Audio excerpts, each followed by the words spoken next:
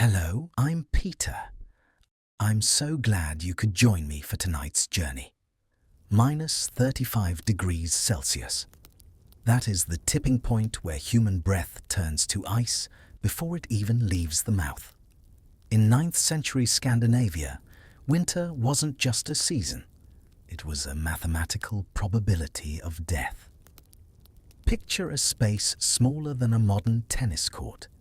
Inside, the air is thick enough to chew. 40 people are packed into the gloom.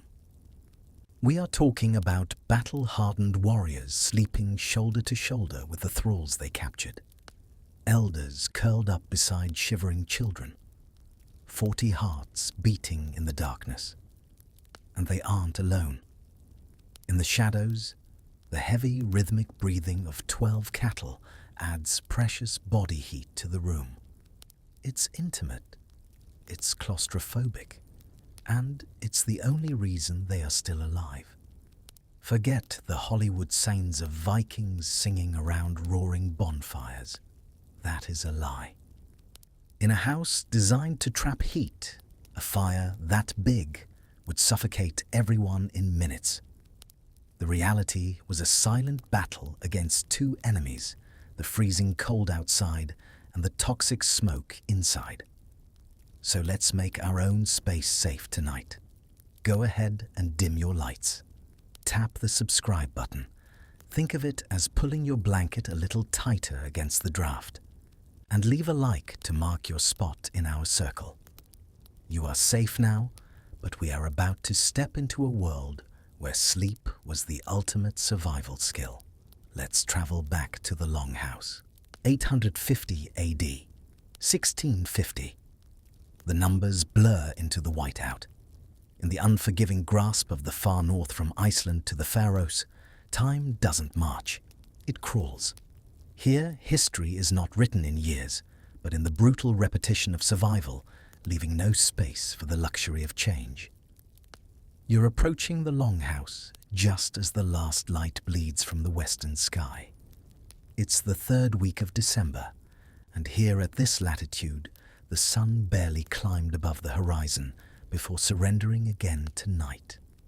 4 hours of grey twilight, then darkness for 20 hours. This is Otter, the time between true night and the false promise of dawn. The Longhouse rises from the earth like a creature half buried. And that's closer to the truth than you might think. The structure before you isn't built on the land. It's built into it. The floor has been excavated down into the earth, dug deep to where the soil holds the memory of summer's warmth. Above ground, the walls rise only 5 feet before the roof begins its long slope down. But below, you'll find another 3 feet of depth, placing the living space in the embrace of the earth itself. Snow has accumulated on the roof in a thick blanket, perhaps 2 feet deep. But this isn't a problem. It's insulation. Each flake adds to the barrier between the howling wind and the fragile warmth within. The entire structure measures 70 feet from end to end, but only 15 feet wide. Long and narrow like the ships that brought these people's ancestors across the sea. Like a ship hull turned upside down and planted in the ground. Smoke doesn't rise from a chimney because there is no chimney. Instead, it seeps through the thatch itself, through gaps deliberately left beneath the roof peak, through the very weave of the grass and sod that covers the beams. In the dying light, the Longhouse appears to be breathing exhaling pale ghosts into the frozen air. As you approach the door, you notice it faces south, always south, to catch what little warmth the winter sun might offer, to turn its back against the north wind that screams down from the pole. The door itself is small, barely 4 feet high. You'll have to duck, have to bow before entering. This isn't ceremony, it's physics. A small door holds heat better than a large one. Your hand finds the wood, feeling the ice crystals formed from the breath of the house. You prepare to push against the pressure difference to fight the heavy cold air for entry. But you don't have to push. Before your shoulder can hit the wood, the door is yanked inward with startling force. A hand shoots out from the gloom, huge, calloused, and rough as oak bark. It clamps around your wrist, warm and undeniable. This is Thorstein, the gatekeeper, the host. He pulls you inside with a grunt of exertion, dragging you out of the wind's biting reach. You stumble, not just walking in, but being harvested from the storm. Thorstein slams the door shut behind you, sealing the gap. For a moment, you're blind. Completely, utterly blind. Your eyes, adjusted to the snow's reflection of starlight, can perceive nothing in this absolute black. But Thorstein doesn't let go. His grip on your arm is a tether, the only solid thing in a world that has suddenly dissolved into shadow. The smell hits first. It's not unpleasant exactly, but it's powerful, overwhelming. Smoke, yes, but not the clean smoke of a campfire. This is wood smoke, mixed with something earthier, something organic. Burning dung, you realize. Cow dung or sheep dung, dried and used as fuel because wood is precious here, as valuable as silver. Beneath that, the smell of bodies. Not filthy, not foul, but present. Sweat and lanolin from wool, the musk of people who work with their hands, who live close to their animals, who wash when they can but don't apologize when they can't. And underneath it all, something sharp, sour. That's the syrah, the way used to preserve food through these endless months. Vats of it sit somewhere in the darkness, holding meat and fat in a state of controlled fermentation. The smell is of life persisting, of summer's bounty held in liquid suspension waiting. Thorstein tugs you forward. Your eyes are beginning to adjust now. Not to brightness, but to the quality of darkness. You can distinguish between the absolute black of the walls and the slightly less absolute black of the interior space. And there, perhaps 40 feet ahead, you see it. The fire, not flames, just embers. A constellation of orange and red points in the darkness, like looking at the night sky from inside a cave.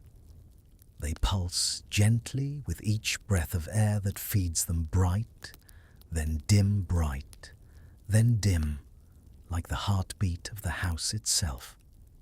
Thorstein leads you with the confidence of a man who has walked this floor every night for 40 years. The ground beneath your feet feels strange. Not wood, not stone.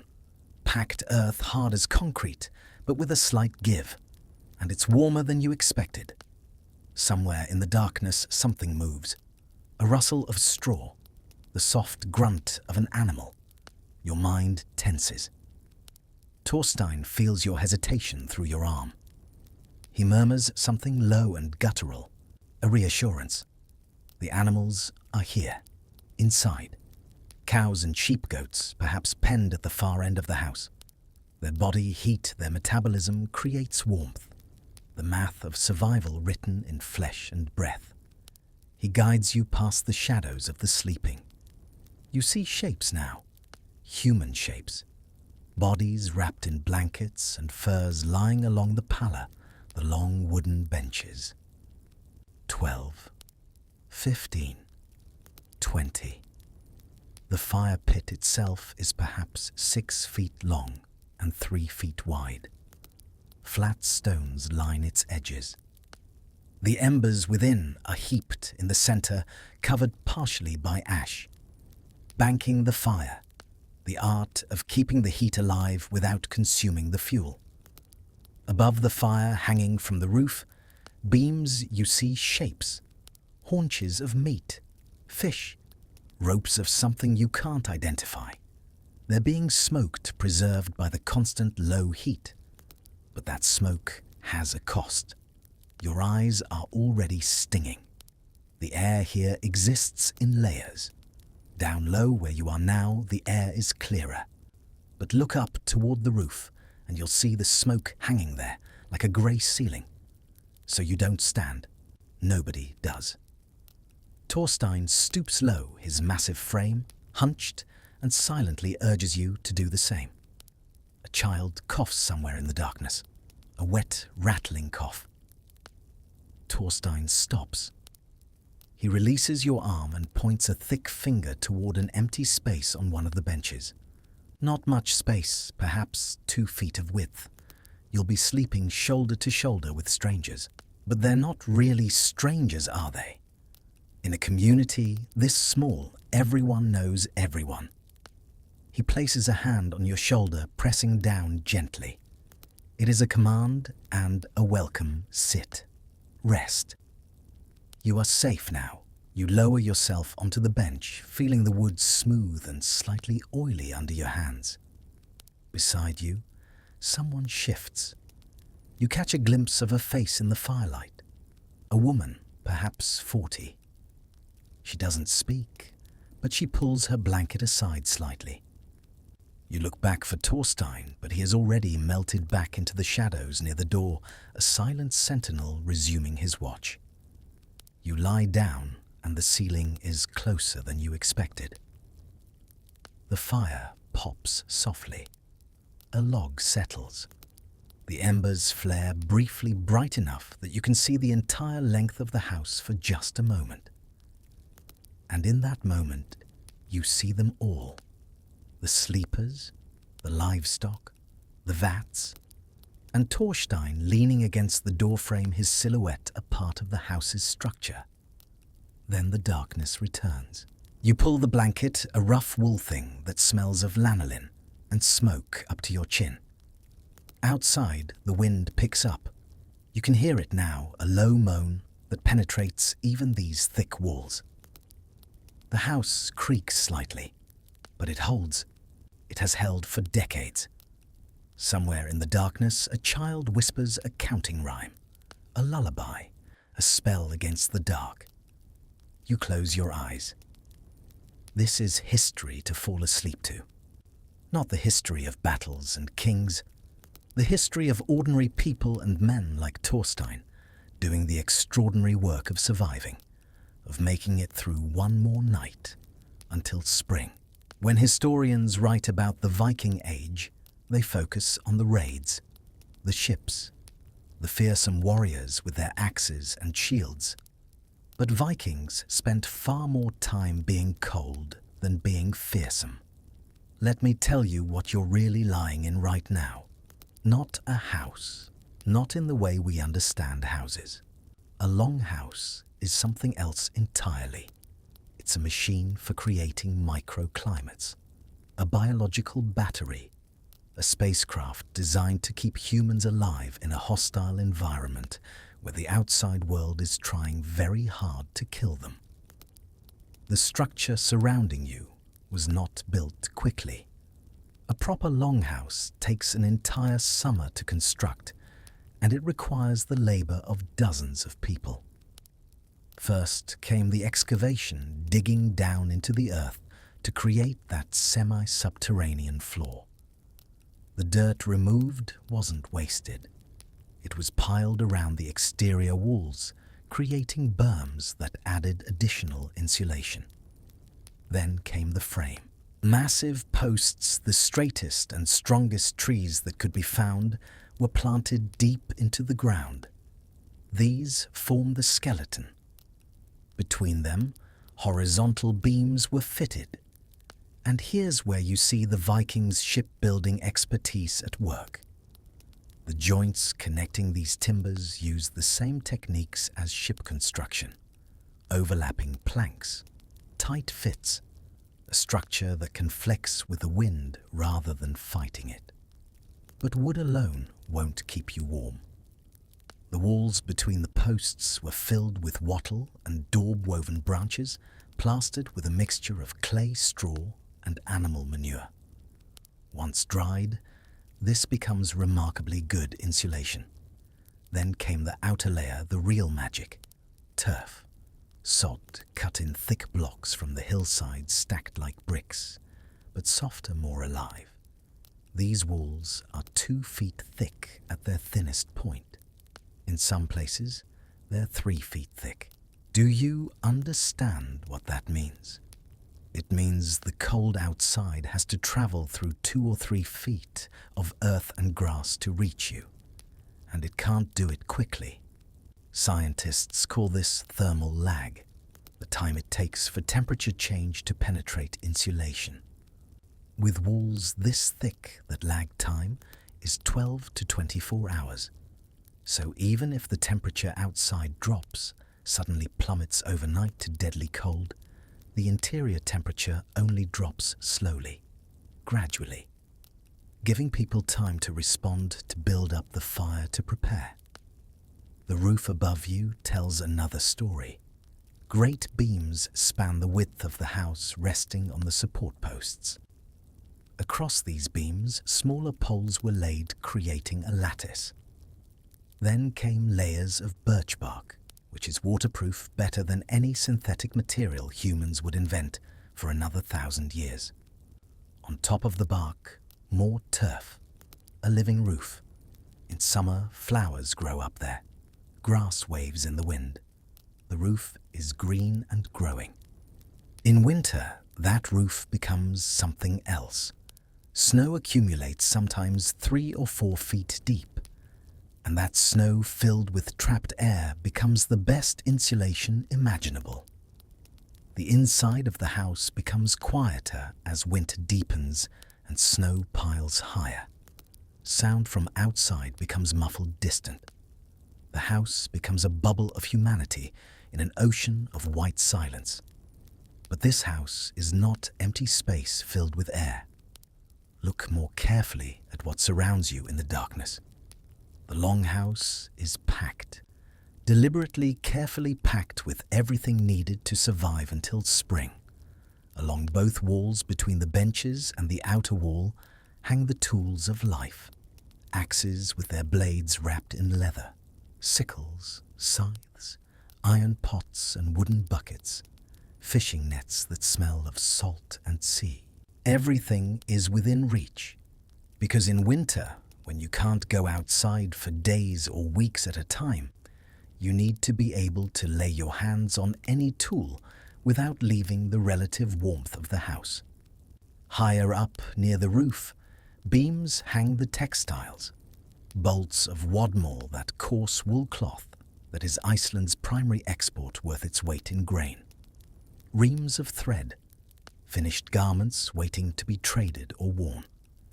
And everywhere there are bags, sealskin bags holding dried fish, leather pouches full of grain, woven grass bags stuffed with down feathers for pillow filling.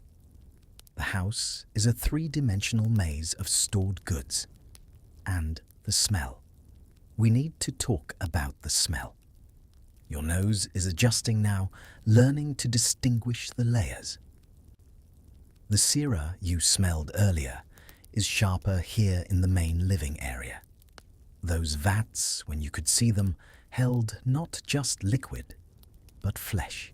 Meat preserved in the fermented way, a method that works because the lactic acid prevents putrefaction. The meat doesn't rot, it sours. And soured meat keeps you alive when the alternative is starvation. But there's something else in the smell, something almost sweet. That's the whale oil burning in tiny lamps around the room. You can't see them now, but during the evening gathering before people surrendered to sleep, small stone lamps held oil rendered from seal blubber or pilot whale fat. A flame the size of your thumb, fed by a wick of twisted wool. These lamps produce almost no light by modern standards, but they were precious beyond measure. Expensive, conserved carefully. The smell of burning fat mixes with the lanolin from the wool blankets, and underneath it all is the smell of earth. of the dirt floor, the dirt walls, the sod roof. You're sleeping inside the earth itself, wrapped in it, protected by it.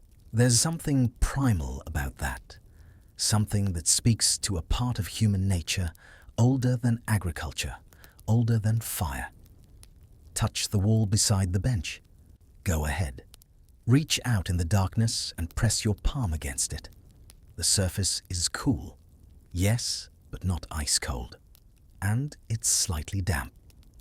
Moisture from cooking, from breathing, from 40 humans exhaling water vapor has condensed on these walls. In summer, that would cause rot.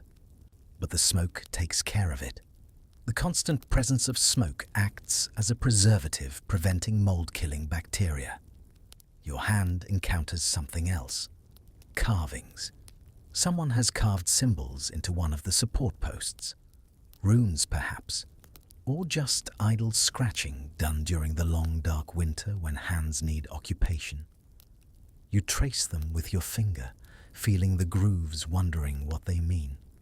A name, a prayer, a count of days, a cough from the darkness. That child again. And now, as your hearing adjusts to the particular acoustics of this space, you realize that the coughing is almost constant. Not from one person, but from several. A soft chorus of throat-clearing mucus, moving lungs struggling with smoke-contaminated air. This is the price of warmth. Clean air or heated air, you can't have both. The Vikings chose heat. They chose life. And they paid for it with reduced lung capacity, with chronic respiratory issues, with a life expectancy that seems shockingly short to modern minds. But they didn't know it could be different. To them, this was simply life. The cough of winter as natural and inevitable as the snow itself. The fire pops again, and in that brief flare of light, you see something you missed before. Along the walls above the benches, someone has woven garlands, dried herbs, heather maybe. Their fragrance, long since faded, once fought against the more challenging smells of close living. A tiny gesture toward beauty, toward making this space more than just survival, making it home. And isn't that the remarkable thing? This place that seems so harsh to you, this smoky darkness filled with strange smells and communal breathing, was home to the people sleeping around you. Children were born in this space. Couples made love on these benches as quietly as possible, with so many others nearby.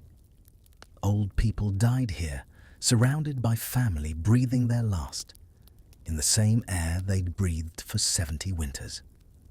The house creaks again. The wind is stronger now, and you can hear it finding the gaps, the tiny spaces where turf meets timber. These gaps are deliberate. If the house were perfectly sealed, the smoke would have nowhere to go, and everyone would suffocate. So the builders left gaps high up near the roof peak, where smoke could escape and fresh air could trickle in. It's a balance, always a balance. Too much ventilation, and you lose all your heat. Too little, and you lose your air. The Vikings understood this balance. They lived it every day. They were engineers of survival, even if they never used that word. You shift on the bench, trying to find a more comfortable position, and you realize something. The bench isn't level. It's been carefully shaped, carved over years of use to perfectly cradle a human body. There's a depression where your hips rest, a gentle rise that supports your lower back. The Vikings who slept here before you have worn this sleeping place into the exact shape of comfort. You're sleeping in the memory of their bodies. It's oddly comforting. You're not the first to lie here wondering if morning will ever come. Hundreds, maybe thousands of others have lain exactly where you're lying, feeling exactly what you're feeling. the continuity of human experience stretching back through the darkness. Outside, something howls. Not the wind this time. An animal, a fox maybe, or a dog left outside.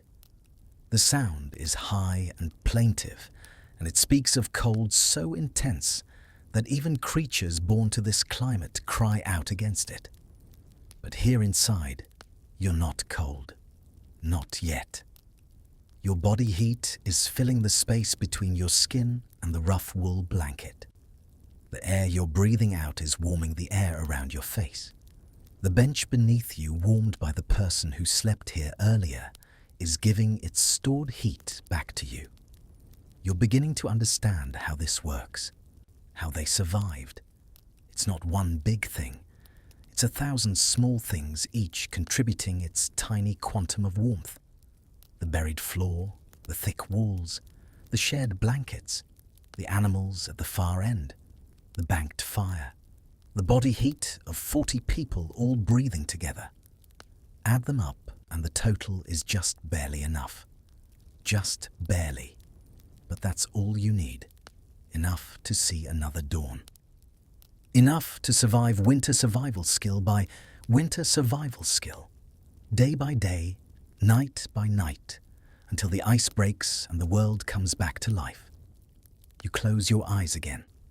The smoke makes them water, and keeping them closed is easier anyway. The darkness is the same. And somewhere in that darkness you hear it again. That small voice, the child, whispering, but this time you catch a few words. The fire still lives, the child whispers. The fire still lives. And somehow that makes everything all right. The wind is rising. You've been lying here long enough now that you can track its moods, understand its language. It comes in waves, building gradually from a whisper to a moan to a shriek, then falling back again. Each gust tests the house, pushing against the walls, probing for weakness. But the walls don't budge. They can't. They're too massive, too deeply rooted in the earth. The wind flows around the house over it, the way water flows around a stone in a river. The longhouse is designed to shed wind to let it pass without resistance. Outside, the temperature has dropped further. You can't see a thermometer, obviously. They won't be invented for centuries yet. But you can feel the change. The walls, those thick turf barriers, are getting colder on their inner surface. When you reached out and touched one earlier, it felt cool. Now, if you were to touch it again, you'd find it noticeably colder. Not freezing. Not yet. But moving in that direction. The thermal lag is working, but it can't hold back the cold forever. Heat flows from warm to cold, always inevitably. It's one of the fundamental laws of physics, and no amount of clever building can change that. The Vikings understood this instinctively, even if they couldn't have explained it in scientific terms. Let me tell you what's happening outside right now in the meteorological sense. This isn't just cold weather. This is a specific type of Arctic weather pattern that meteorologists call a blocking high. A massive dome of dense sinking air has parked itself over Scandinavia. Under clear skies with no cloud cover to trap the Earth's heat, the temperature falls. And falls. And keeps falling. In weather like this, you can watch metal become brittle. Wood contracts, causing timbers to crack with sounds like gunshots. Water doesn't just freeze. It explodes into ice so hard it can shatter stone. Any exposed skin turns white within minutes, then grey, then black, as the tissue dies from the inside out. A human body generates about 100 watts of heat at rest. That's enough to power a bright incandescent bulb. But it's not nearly enough to warm the air around you when the air temperature is 30 degrees below zero. Without shelter, without insulation, a naked human would lose heat so rapidly that core body temperature would drop to dangerous levels within 15 minutes. Within an hour, you'd be hypothermic. Within 2 hours, likely dead. But you're not naked. You're wrapped in wool, that miracle fiber that keeps working, even when wet. Wool fibers are covered in tiny scales that trap air, and still air is one of the best insulators known to science. The blanket covering you right now contains millions of tiny air pockets, each one a barrier against heat loss. And you're not alone. The person sleeping beside you is also generating heat. 100 watts. The person on their other side, another 100 watts. Add up all the humans in this house, and you're looking at 4,000 watts of continuous biological furnace. That's equivalent to 4 space heaters running constantly, for free, powered only by the food you ate earlier. But humans aren't the only furnaces here. Remember those animals at the far end of the house? Each cow is producing 500 to 900 watts. The sheep perhaps 200 watts each. Add it all up, and this longhouse contains the heat output of a modern home's entire heating system. 10,000 watts or more, all from living bodies. Of course, that heat isn't distributed evenly. Most of it is concentrated near its sources. The area around the fire is warmest. The sleeping benches where body heat accumulates are next warmest. The coldest area is near the doors, where cold air leaks in through the cracks and pools near the floor like invisible water. Temperature stratification. That's the technical term. Hot air rises because it's less dense. Cold air sinks because it's heavier. In a space like this, you can measure temperature differences of 20 degrees between the floor and the ceiling. The smoky layer near the roof might be 40 degrees Fahrenheit. Down where you're sleeping, it might be 55 degrees. That doesn't sound warm, does it? 55 degrees Fahrenheit. In a modern home, that would be uncomfortably cold. But remember what you're comparing it to. Outside, it's 20 below zero. Inside is 75 degrees warmer than outside. That difference, that 75-degree buffer, is what keeps you alive. Your body is working right now, even as you rest, to maintain your core temperature at 98.6 degrees. It does this automatically, unconsciously, through a process called thermoregulation. When you're cold, your blood vessels constrict, reducing blood flow to your skin to minimize heat loss. Your muscles begin to shiver, generating heat through rapid contractions. But shivering is expensive. It burns calories at a tremendous rate. A person shivering for hours will become exhausted, depleted. That's why all these insulation strategies matter so much. The goal isn't to keep you perfectly warm. It's to keep you warm enough that your body doesn't have to work too hard. Warm enough that you can make it through the night without burning through all your caloric reserves. The Vikings, like all pre-industrial peoples, understood food in terms of fuel. You eat not just for the pleasure of it, but to literally stoke your internal fire. During winter, caloric needs increase dramatically. Men doing outdoor work might need 4,000 calories a day. Even women and children doing lighter indoor work need substantially more food than they would in summer. This is why the storerooms are so important. Why every available space in this house is packed with preserved food. Dried fish hanging from the rafters, barrels of grain, salted meat, fermented dairy products, blubber and fat which provide concentrated calories. Every kilocalorie stored in those containers represents life, represents another day of survival. Listen, do you hear that? Beyond the wind, beyond the creaking timbers, there's another sound. Breathing. 40 people breathing in near unison, their respiratory rhythms slowly synchronizing as sleep deepens.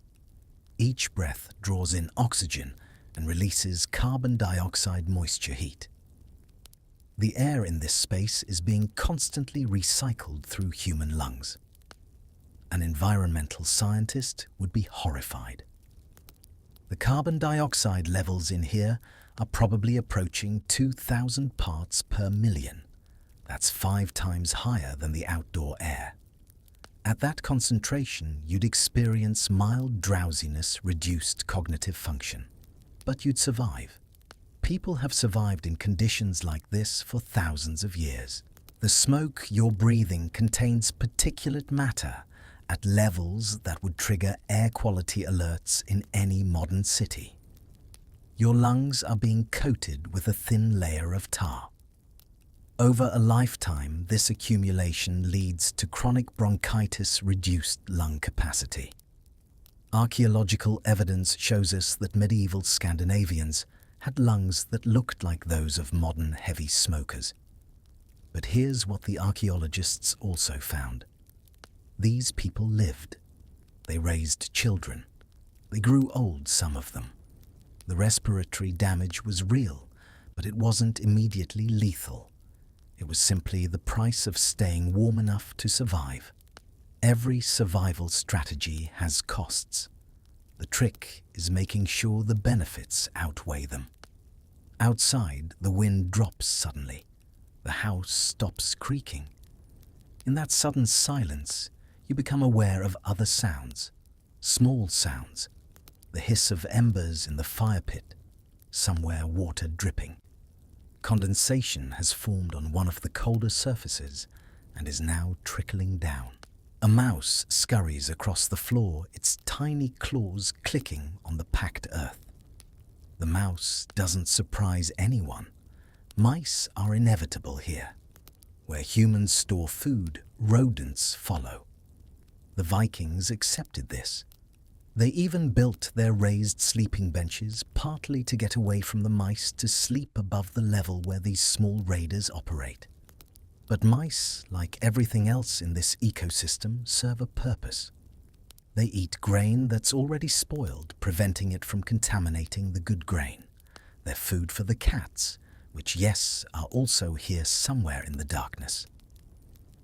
And honestly, their presence, their tiny lives going about their tiny business, is a kind of companionship. A reminder that life persists in many forms, that survival is a collective enterprise. The fire.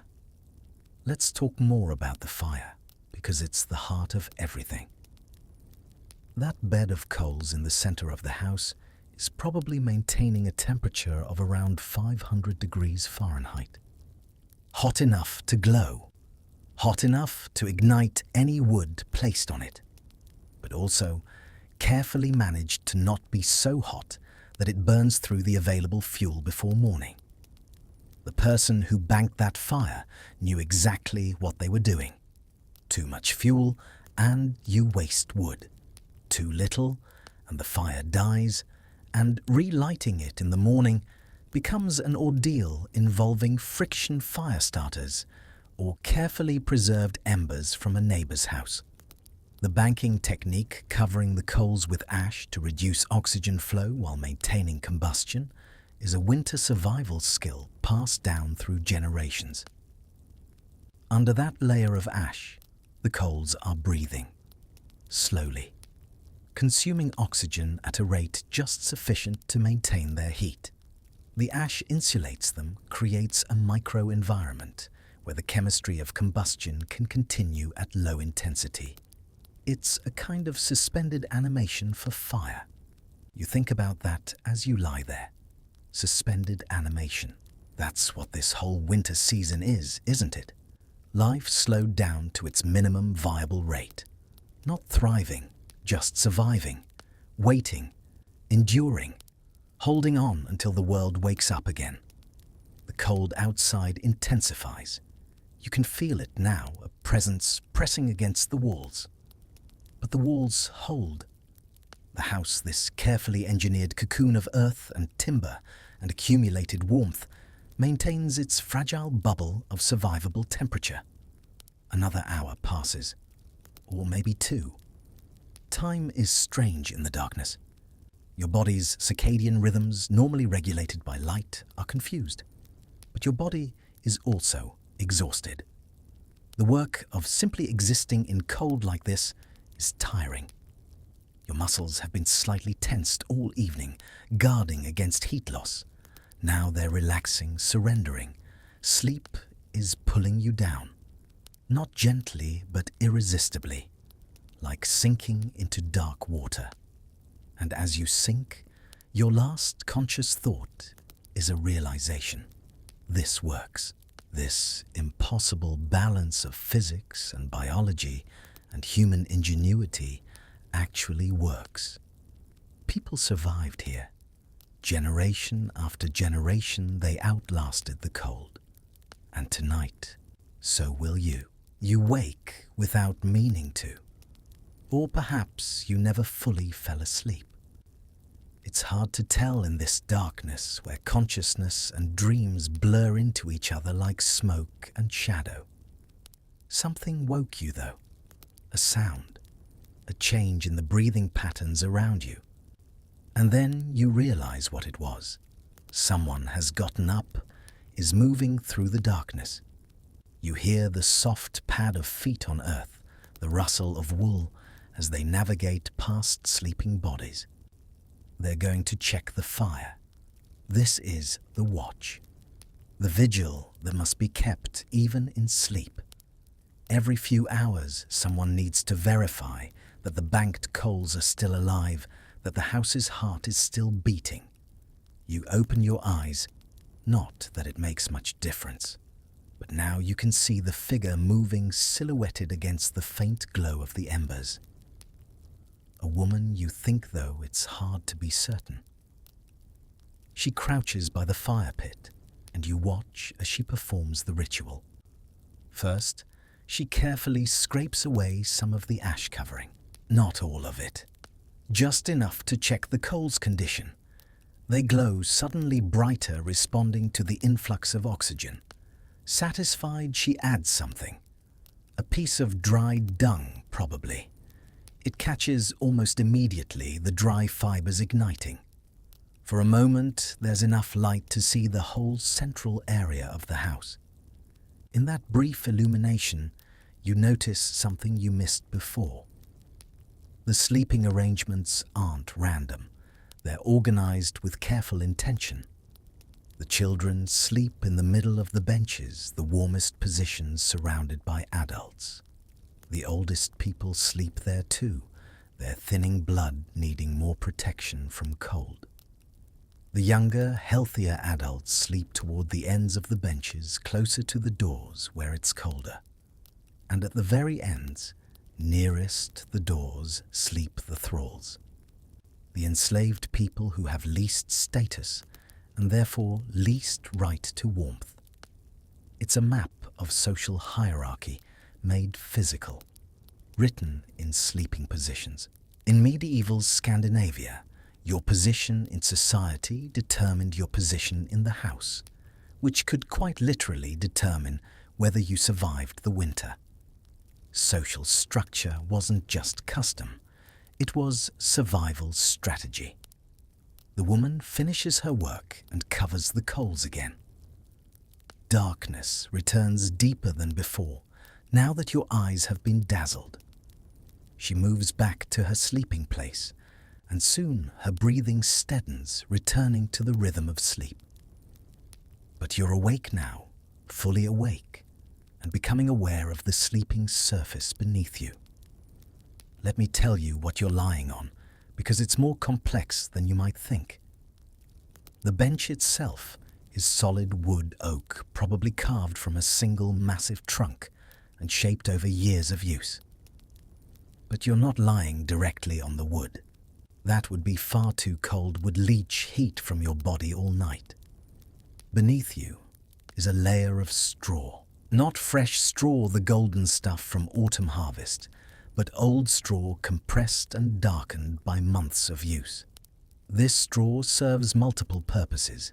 It provides cushioning, obviously, but more importantly, it insulates. All those hollow straw tubes trap air, creating a barrier between your body and the cold wood. The straw is also home to other life. Fleas, certainly. Lice, probably.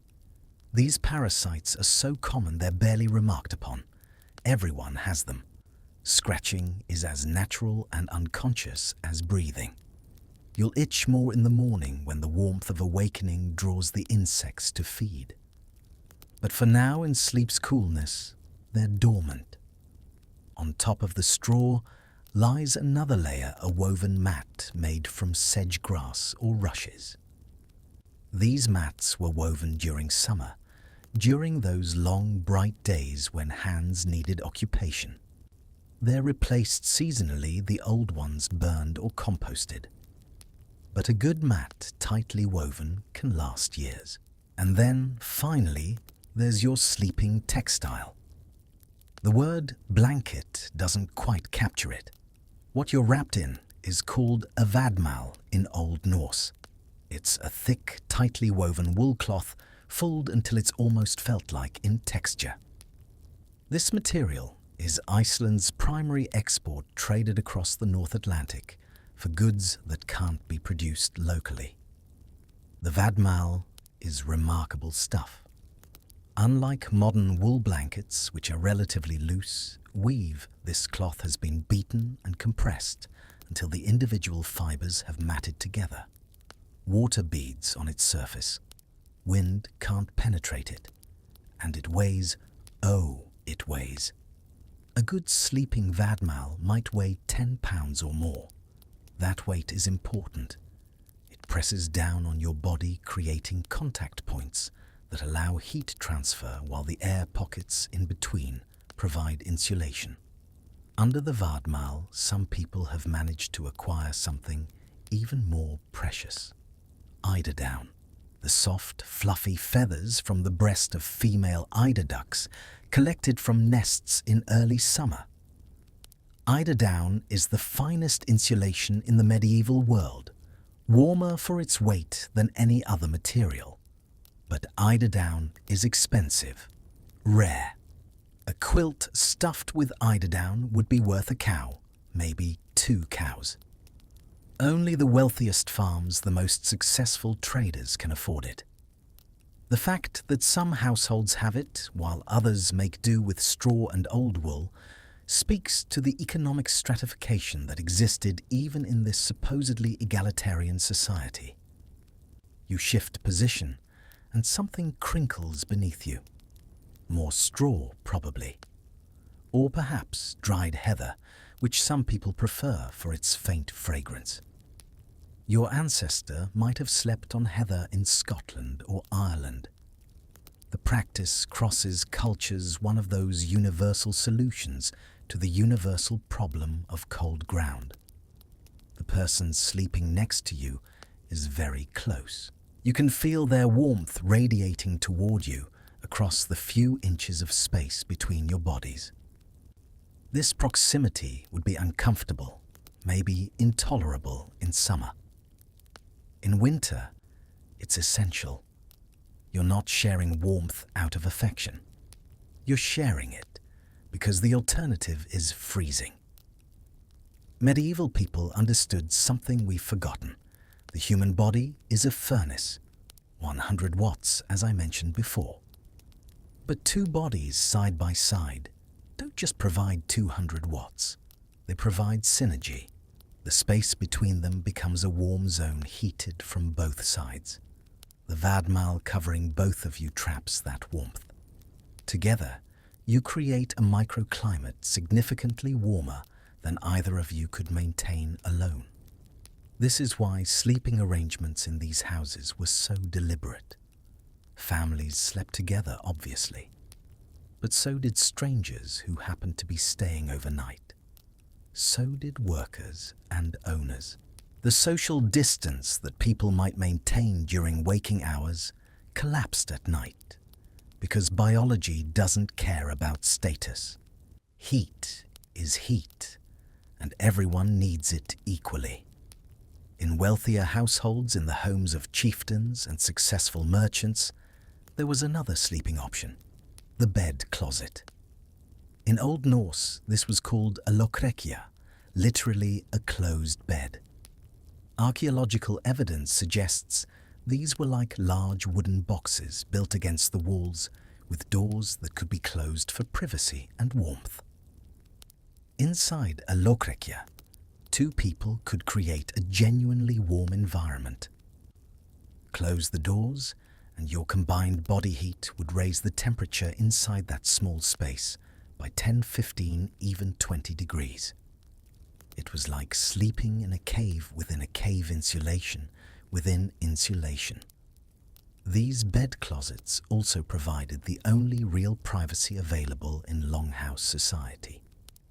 Behind those closed doors, couples could speak quietly without being overheard. They could make love without an audience. They could cry or argue or simply breathe without being observed. In a world where every moment was communal, those few hours in the bed closet were precious beyond gold. But most people didn't have bed closets. Most people slept on the benches as you're doing now, with nothing but the vadmal for privacy. And even that was a kind of luxury. The thralls at the ends of the benches often had nothing but straw and their own clothes for bedding. You become aware of your own body temperature now. Your core is warm, definitely warm. The vadmal and the body beside you are doing their work, but your feet are cold. Not painfully cold, but noticeably less warm than the rest of you. Your nose is cold, too exposed to the air outside the blanket. This temperature gradient is normal, even necessary. If your extremities were as warm as your core, it would mean you were overheating, wasting precious calories on excess heat production. The slight coldness in your fingers and toes is your body being efficient, conserving energy by reducing blood flow to these less critical areas. Medieval people slept clothed. Not in special nightwear, the concept wouldn't exist for centuries. Just in their regular clothes, or a simplified version of them. The layers of wool and linen that protected them during the day continued protecting them at night. You never got truly naked in winter. Why would you? Undressing would mean exposure to cold air, would mean your body having to work harder to warm you back up. Better to stay wrapped, stay layered. Some people wore caps to bed, not as fashion, but as function. You lose significant heat through your head, and a wool cap tucked down over your ears could make the difference between comfortable sleep and shivering wakefulness. Your feet, those cold extremities, are probably tucked up against the person beside you. Or perhaps wrapped in an extra piece of cloth. Or maybe, if you were lucky, you had access to something called foot straw. This was clean, dry straw kept specifically for wrapping around feet at night. Like everything else in this economy, it would be reused until it was broken down to chaff, then used as animal bedding, and finally composted. Nothing was wasted. Nothing could be wasted. Every resource was too precious, too hard-won from the reluctant northern soil or the dangerous northern sea. The hours pass, or seem to pass. Time is slippery here. But gradually you notice a change. The cold is deepening. The inner surfaces of the walls are getting colder, pulling heat from the air. The fire, even properly banked, is slowly dying. Not extinguishing, but diminishing. By morning, it will need significant attention to bring back to useful heat. This is the most dangerous time of night. The otter time, the deep middle hours before dawn, when human vitality is at its lowest ebb. When people who are sick often choose to die, their bodies simply giving up the fight. But you don't think about that. Instead, you focus on the warmth you can feel, the wool against your skin, the body beside you, the faint heat rising from the sleeping form of a child on the other side of the house, the breath of the cattle visible as faint clouds of condensation in the coldest areas. All these small warmths gathered together, combined, enough to sustain life, enough to see the dawn. The fire still lives, the people still live, and sleep returns, pulling you down into darkness once more. You surface from sleep again. This time, more people are awake. You can hear soft movements, whispered conversations. The quality of the darkness has changed, though you can't quite say how. Perhaps it's slightly less absolute. Perhaps Otter is passing, and the first hint of dawn, still hours away, is already beginning its long approach. Someone strikes flint against steel. Once, twice. On the third strike, sparks shower down into a nest of charcloth. A tiny ember glows, is quickly fed with shaved wood and dried moss. Within moments, a small flame blooms. Not for the main fire, not yet. This is for something else. In the new light, you see a woman holding what looks like a large seashell. Inside, the shell seal oil. A wick of twisted wool floats in the oil and now catches fire from the kindling. This is a lysislampa, a blubber lamp, and its flame, though small, provides enough light to see by. She carries it carefully to the fire pit and begins the morning ritual of fire waking. First, she removes the ash covering, completely exposing the coals. Some are still glowing red and alive, others have grayed out, dead or dying. She stirs them gently with a stick, separating the live ones from the dead, giving the living coals access to air. The live coals begin to glow brighter, drinking in oxygen. She adds dried moss, which catches immediately. Then splinters of wood, each piece carefully selected from the fuel pile. Too large, and they'll smother the growing flame. Too small, and they'll burn away without establishing lasting heat. This is a winter survival skill, maybe the most important one. Fire management is an art passed from mother to daughter, from father to son. The person who can reliably manage fire, who can keep it alive through the night and resurrect it each morning, is valuable beyond measure. In some ways, they're more important than warriors, than sailors, than hunters. Because without fire, all the bravery and skill in the world won't save you from freezing. As the fire catches and grows, warmth begins to spread. Not heat, not yet, but the promise of heat.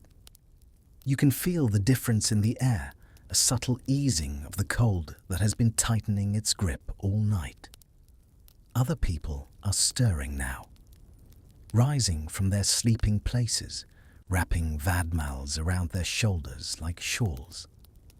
The house is coming alive, transitioning from the stillness of sleep to the motion of waking, though the sun won't rise for hours yet.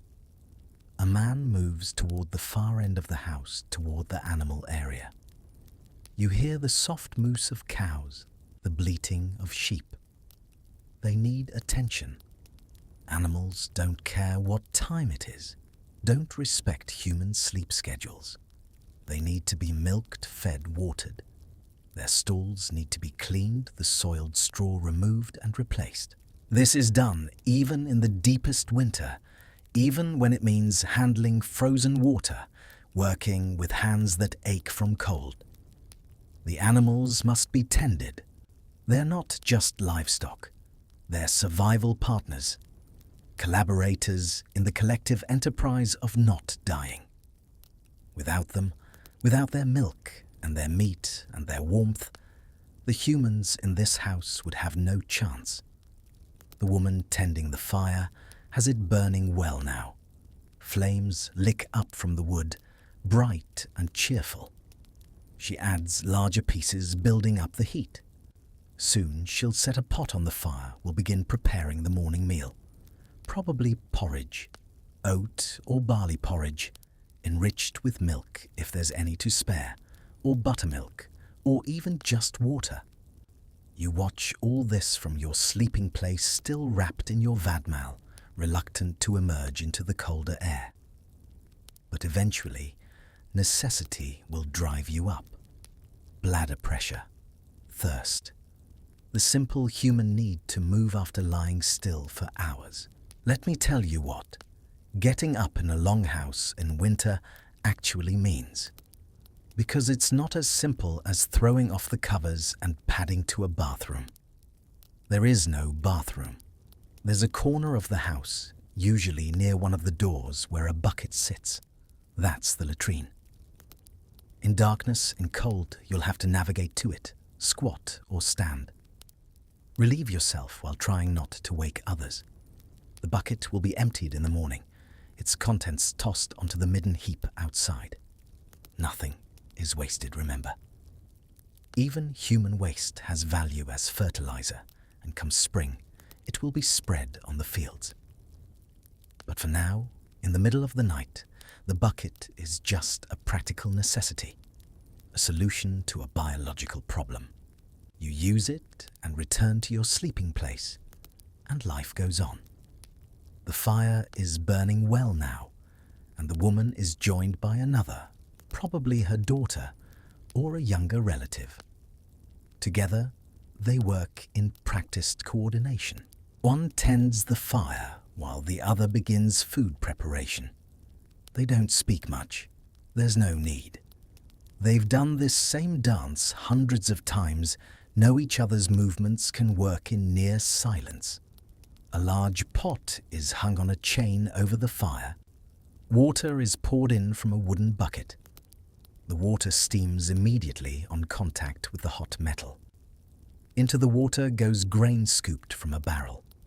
The porridge begins its slow transformation from hard seeds to edible mush. The smell changes. The smoke smell is still dominant, but now there's the smell of cooking grain, of warmth and nourishment. It's remarkable what that smell does to the house's atmosphere, where before there was only the neutral smell of straw and smoke and sleeping bodies. Now there's the smell of life returning, of a new day beginning. Children are waking, drawn by the smell. They emerge from their sleeping places like small animals from burrows, blinking in the firelight. Hair-mussed faces creased from sleeping on rough cloth. The mothers check them over, looking for signs of illness. A cough that's worsened overnight. A fever. The glassy eyes of infection. Winter is when sickness strikes hardest. Respiratory infections spread rapidly in close quarters. A simple cold can become pneumonia. What starts as a cough can end as death. So the morning inspection is serious business, not just maternal fussing. Catching illness early, isolating the sick person as much as possible, can save lives. One of the children is sent to check the animals. He's maybe 8 years old, old enough to be trusted with this responsibility. You watch him navigate the dim interior of the house with the confidence of long familiarity, moving between the sleeping benches to the livestock area. He returns and reports in a whisper to his mother. The animals are well.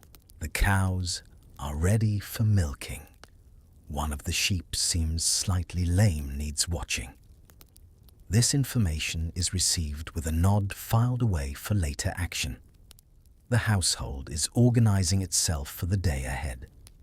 Though it's still full night outside, the internal clock of farming life runs on animal needs and chore schedules, not on sunrise and sunset. There's work to be done, always work to be done, and winter's short days make every hour of light precious. So the day begins, in darkness will be well underway, by the time the sun finally makes its brief appearance. More people are awake now. The house is filling with soft sounds. Conversations still hushed out of respect for those still sleeping. The clank of wooden bowls being retrieved from their storage places. The sound of liquid being poured of spoons scraping grain. And through it all, the fire. The fire is the center of everything, the heart that pumps warmth and light and life through this house. Every activity orbits around it. People move toward it to warm their hands. Move away when they get too hot. It's a sun miniature and domestic, but no less essential than the distant star that has abandoned this land to darkness. You realize you're hungry. Not starving, but definitely hungry. Your body has been burning calories all night to stay warm, and now it's demanding replacement fuel. The smell of cooking porridge is almost painful in its appeal. Eventually, you rise. The cold air hits your face like a slap, and you instinctively pull the vadmal tighter. But there's no point in delaying. You make your way to the fire, join the loose circle of people gathering around it. A bowl is pressed into your hands, wooden smooth from years of use. You look down and see porridge steaming grey in the firelight. There's a lump of butter melting on top, a precious addition that speaks to this household's relative prosperity. You lift the bowl to your lips and drink. It's hot, nearly scalding. And it's the most delicious thing you've ever tasted. Not because it's particularly well made or seasoned, but because it's hot food in a cold world. Because it's calories transforming into warmth in your belly.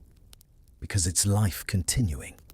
You drink it all, scrape the bowl clean with your finger, lick the last of the butter from the rim. Around you, others are doing the same. The meal is eaten in near silence, everyone focused on the serious business of fueling their bodies for the work ahead. And then, as people finish, something shifts. The atmosphere changes from utilitarian to something else. Someone begins to speak. Not loud, not proclaiming, just talking, telling a story. It's an old man, his voice cracked but steady. He's telling about a winter when he was young, when the snow was so deep it covered the houses, when people had to dig tunnels to move between buildings, when food ran so short that they boiled leather straps to extract what nutrition they could. It's not a cheerful story, but no one objects to its darkness. These stories serve a purpose. They remind everyone that survival is never guaranteed, that the struggles of this winter are part of a long history of struggle. They create context. They bind the present to the past. And as the old man talks, as his voice fills the smoky air, you understand something else. This moment, this gathering around the morning fire, this is Kvuldvaka's dawn equivalent. This is when the community reaffirms itself. When people who have been reduced to sleeping animals during the night reassert their humanity through story, through shared food, through the simple act of sitting together in warmth. The fire pops, sending a shower of sparks upward. They rise through the smoke layer, tiny orange stars ascending toward the dark roof. Someone adds more wood. The day has begun. The fire still lives. The people still live. And another winter night has been survived. Let me tell you about the weight of darkness. Not the poetic weight, not the metaphorical. The actual physical crushing weight of living in a world where light barely exists for half the year. You're settling back onto your sleeping bench. Now the brief activity of waking having passed the household, returning to its state of semi-hibernation. The morning meal sits warm in your stomach, but dawn is still hours away, and there's nothing to do But wait, wait and think. And in the thinking, that's where the darkness does its deepest work. Modern people don't understand darkness. Not really. Even the darkest modern room has ambient light seeping in from somewhere. A street light through the window, the glow of electronics, the simple knowledge that electric light is available with the flick of a switch. That knowledge changes everything. Darkness for modern humans is a choice, temporary, optional. Here, darkness is the default state of existence. Light is what's temporary, what's precious and rare and quickly exhausted. The blubber lamp was lit briefly for the morning meal and then extinguished because oil must be conserved. The fire provides some illumination, yes, but only in its immediate vicinity. Beyond that circle of flickering orange glow, the darkness is absolute. Close your eyes. Now, open them. In this house at this hour, there's almost no difference. Both states are darkness. The only way you know your eyes are open is the slight grittiness of smoke irritating the exposed surfaces. Otherwise, open or closed, it's the same black void. What does extended darkness do to the human mind? The question has troubled researchers for centuries. We know some things. We know that the absence of light disrupts circadian rhythms, that biological clock that tells us when to sleep and wake. We know that it affects mood, that seasonal affective disorder is real and measurable. We know that prolonged darkness can lead to depression, to lethargy, to a kind of emotional flattening. But the Vikings didn't know any of this. They didn't have the vocabulary of psychology to describe what they were experiencing. They just knew that winter changed people, that the same person who was jovial and energetic in summer might become withdrawn and silent in winter, that tempers shortened as the days did, that small irritations magnified into feuds that could turn bloody. The sagas are full of this, full of violence that erupts specifically in winter in the close confines of Longhouses where people can't escape each other. Gisla Saga tells of murders committed during dark winter nights. Njal Saga describes the burning of an entire household, men and women, trapped in their own home and killed by fire and smoke. These weren't random acts. They were the explosions that happen when pressure builds with nowhere to release. When people are pressed too close together for too long in too much darkness. You can feel it even now lying here. A slight tension in your chest, an awareness of how many people surround you, how little space you have, how there's nowhere to go if you suddenly felt the need to be alone. The walls feel closer than they are. The darkness feels heavier. This is claustrophobia's ancient ancestor. This is the root feeling that made humans afraid of caves and holes and enclosed spaces. Because in our evolutionary past, being trapped in darkness often meant death, meant a predator had cornered us, meant we'd ventured too deep and couldn't find our way out. The Longhouse isn't a trap. You know this intellectually. The door is right there, maybe 40 feet away. You could stand up right now, navigate through the darkness, push it open, step outside. But what's outside cold that will kill you in hours? Darkness just as deep. At least here there's warmth. At least here there are people. So you stay. Everyone stays. And the staying creates its own psychological pressure. Listen to the breathing around you. Dozens of people all breathing. In and out. In and out. The sound is almost hypnotic, but it's also unnerving. All these lungs, all these separate consciousnesses, all crammed together in this wooden and earth box. And the animals. Their breathing is deeper, slower. The cows exhale with a sound like wind through trees. The sheep make small waffling noises. You're sharing air with them, breathing what they breathe, smelling what they smell. The boundary between human and animal space is permeable here in ways that modern people would find disturbing. But the Vikings didn't find it disturbing, or if they did, they didn't talk about it. Because complaining changes nothing. The animals must be inside. The humans must be inside. So everyone adapts. Everyone accepts. Except sometimes people don't adapt. Sometimes the pressure is too much. There are references in the sagas to people who went berserk during winter. Not the warrior berserker rage, but a different kind of madness. A winter madness. People who would suddenly start screaming or laughing, or simply walk out into the snow and refuse to come back. The Sami people, the indigenous inhabitants of the far north, have a word for this filsjuka. Roughly translated, it means darkness sickness. A kind of psychosis brought on by extended deprivation of light. Modern Scandinavians sometimes call it mørketiden. The murky time, though the modern term has lost its clinical edge, has become more poetic than psychiatric. But it's real. Psychiatrists now recognize it as a genuine phenomenon. The absence of light reduces serotonin production in the brain. It disrupts melatonin regulation.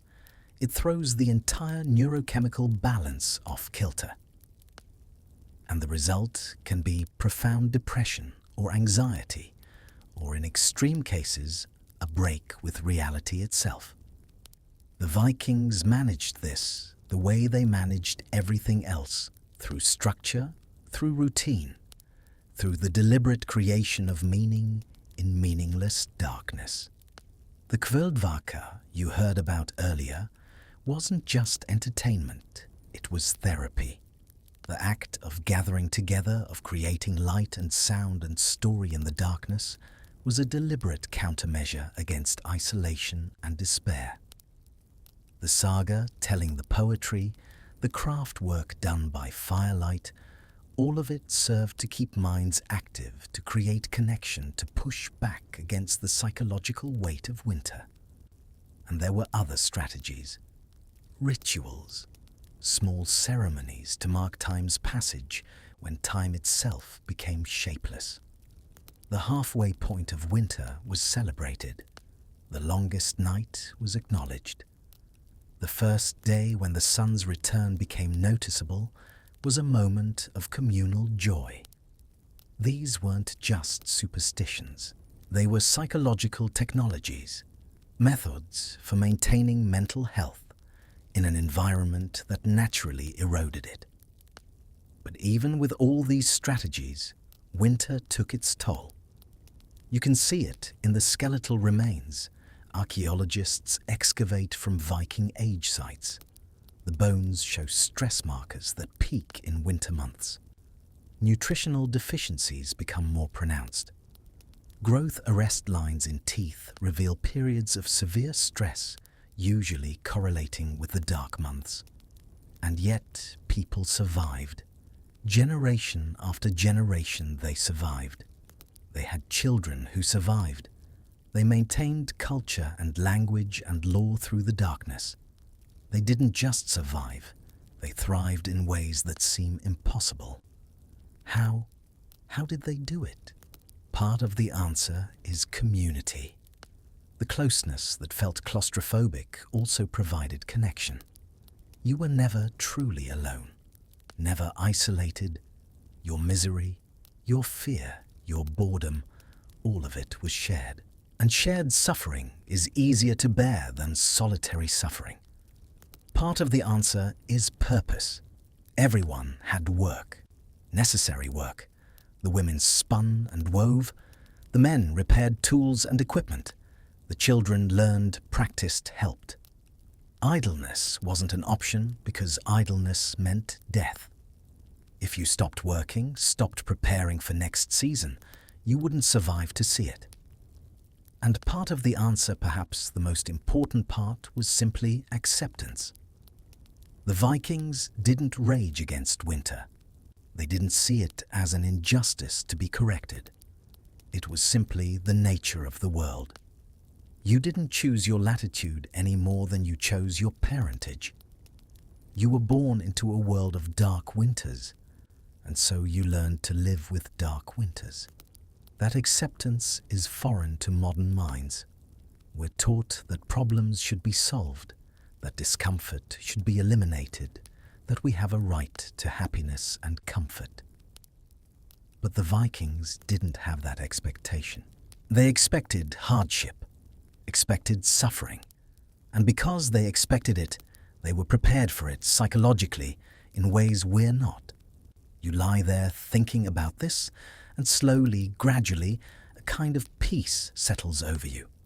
Not happiness, not comfort, but acceptance. This is where you are. This is what is. The darkness is real, but it's not malevolent. It's just the absence of light. And the absence of light is bearable, has always been bearable for as long as humans have existed. The person sleeping beside you murmurs something in their sleep. A child coughs. The fire pops softly. Life continues in the darkness, patient and persistent. You close your eyes again, though it makes no difference. And this time sleep comes easier, because you've stopped fighting the dark. You've let it be what it is. Just darkness, just winter, just time to be endured until the light returns. The fire still lives. The people still live. And that's enough. Sleep doesn't come all at once. Or rather, it does, but it doesn't stay. You drift down into it, surface. Drift down again. This is normal here. This is how sleep worked for most of human history. Let me tell you about segmented sleep, because understanding it changes everything you think you know about rest and darkness. Modern people sleep in one consolidated block. Or try to. We go to bed, ideally sleep for 7 to 9 hours, uninterrupted, then wake up. If we wake in the middle of the night, we see it as a problem. Insomnia. Something to be fixed with medication or therapy or sleep hygiene techniques. But this pattern, this expectation of uninterrupted sleep, is historically very recent. Before artificial lighting became cheap and ubiquitous, before the Industrial Revolution demanded workers show up at fixed times, people slept differently. They slept in 2 distinct periods, separated by an hour or 2 of wakefulness in the middle of the night. The first sleep usually came shortly after darkness fell. Here in winter, Scandinavia, that might be as early as 4 in the afternoon. People would eat their evening meal, tend to last chores, then lie down and sleep. Deep sleep, hard sleep. The kind of sleep that shakes off the day's exhaustion. This first sleep lasted roughly 4 hours. Then around midnight or 1 in the morning, people would naturally wake up. Not groggily, not reluctantly. They'd wake up refreshed, alert, ready for activity. But not outdoor activity, not work. This middle of the night wakefulness was for other things. This was when couples made love, historians have discovered. The documents are quite clear about this. The time between first and second sleep was considered the best time for intimacy. Bodies were warm from sleeping. The house was dark and quiet. Privacy, such as it was, could be maintained. This was also when people prayed. In Catholic Europe, midnight prayers were common. But even in pagan Scandinavia, this quiet time was used for communication with the divine, for thinking about the gods, about fate, about the word that shaped all lives. And this was when people talked, really talked. In the darkness, without the distractions of day, conversations went deeper. people discussed dreams they'd just had, made plans for the future, resolved disputes that had festered during daylight. The darkness paradoxically made certain kinds of truth-telling easier. Importantly, this was when fire tending happened. The person assigned to fire watch would use this natural waking period to check the coals, add fuel if needed, make sure the house stayed warm until morning. It synchronized perfectly with human biology. Then, after an hour or two of quiet wakefulness, second sleep would come. This was lighter, more dream-filled, and it lasted until whatever passed for morning in that season. You're experiencing this right now. You slept your first sleep. You woke, you ate.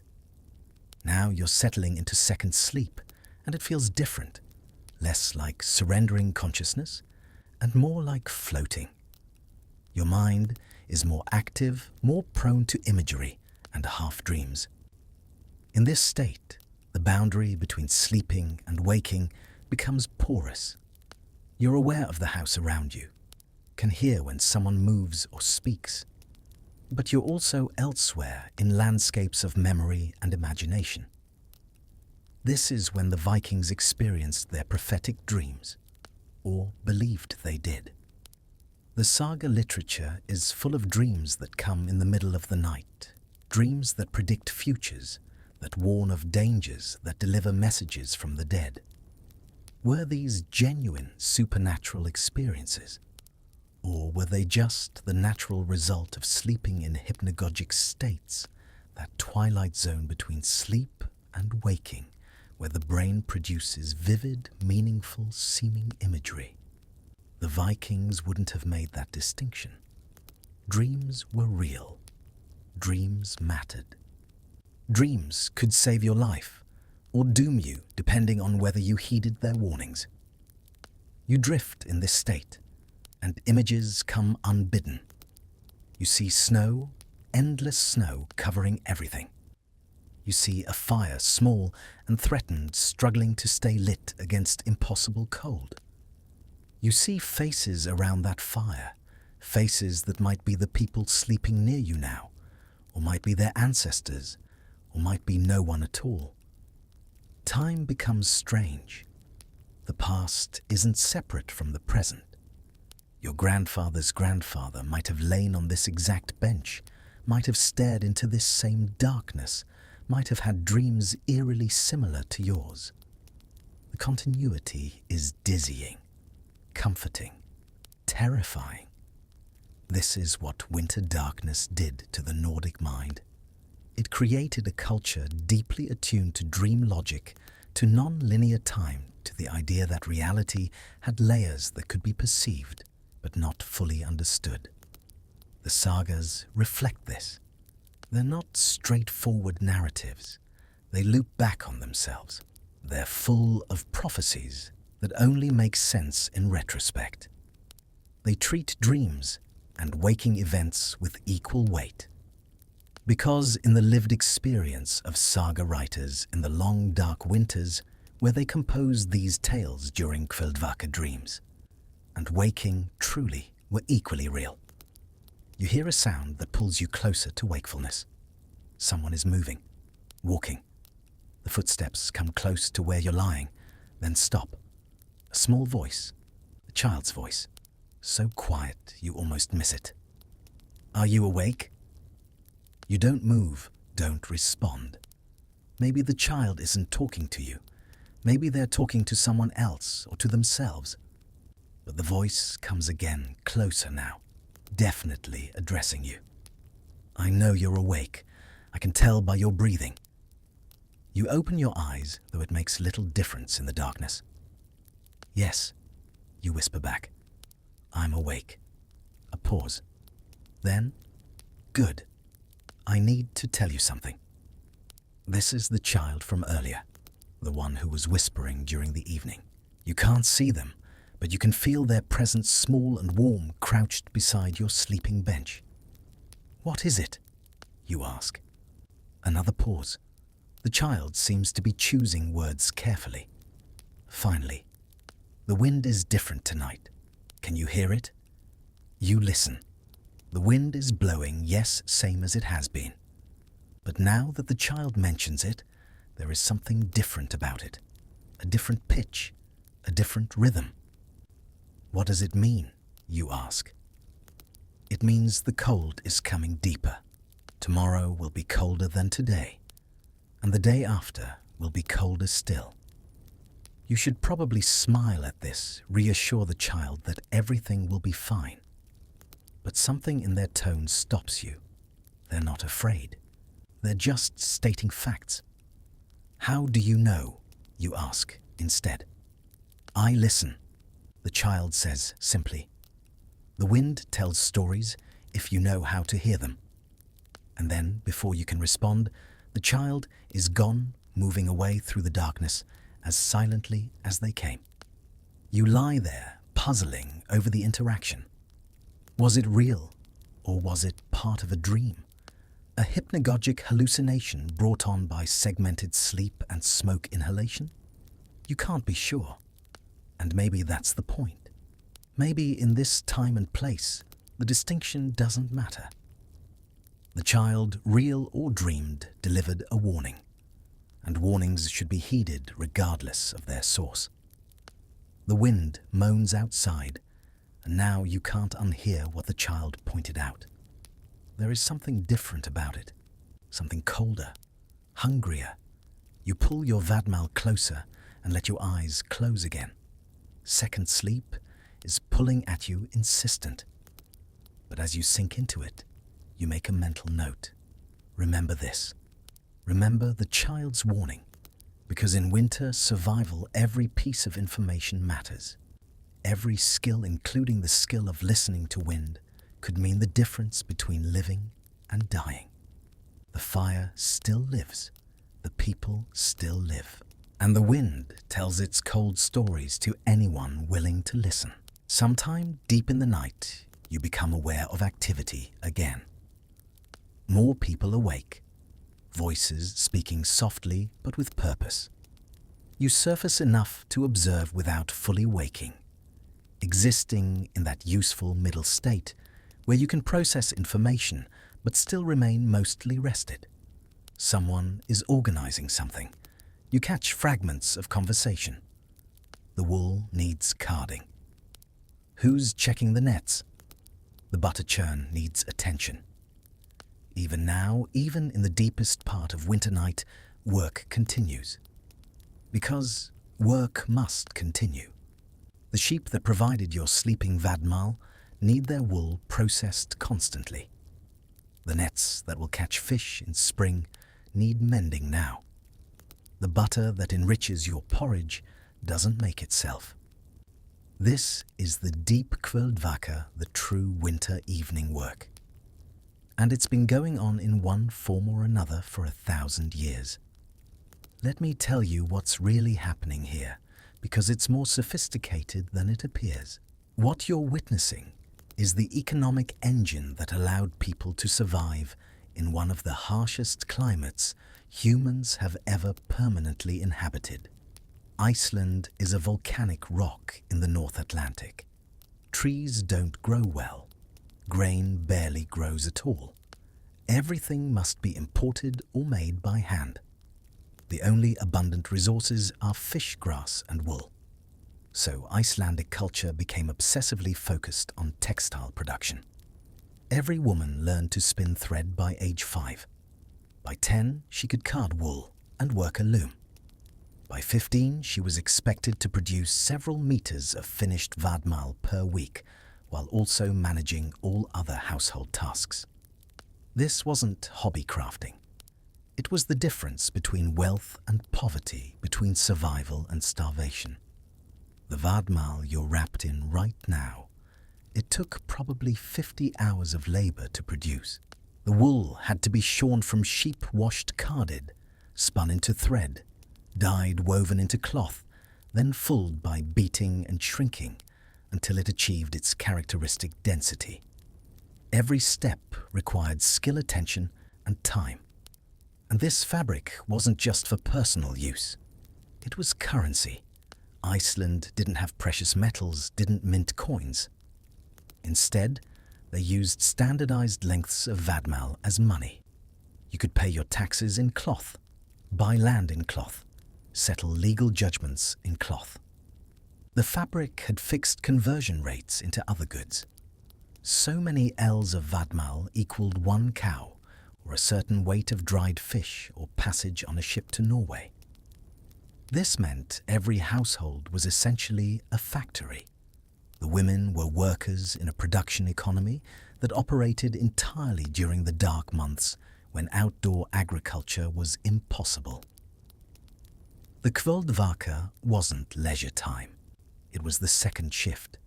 Children worked too. The younger ones carded wool, separating and aligning the fibers so they could be spun. This was skilled work.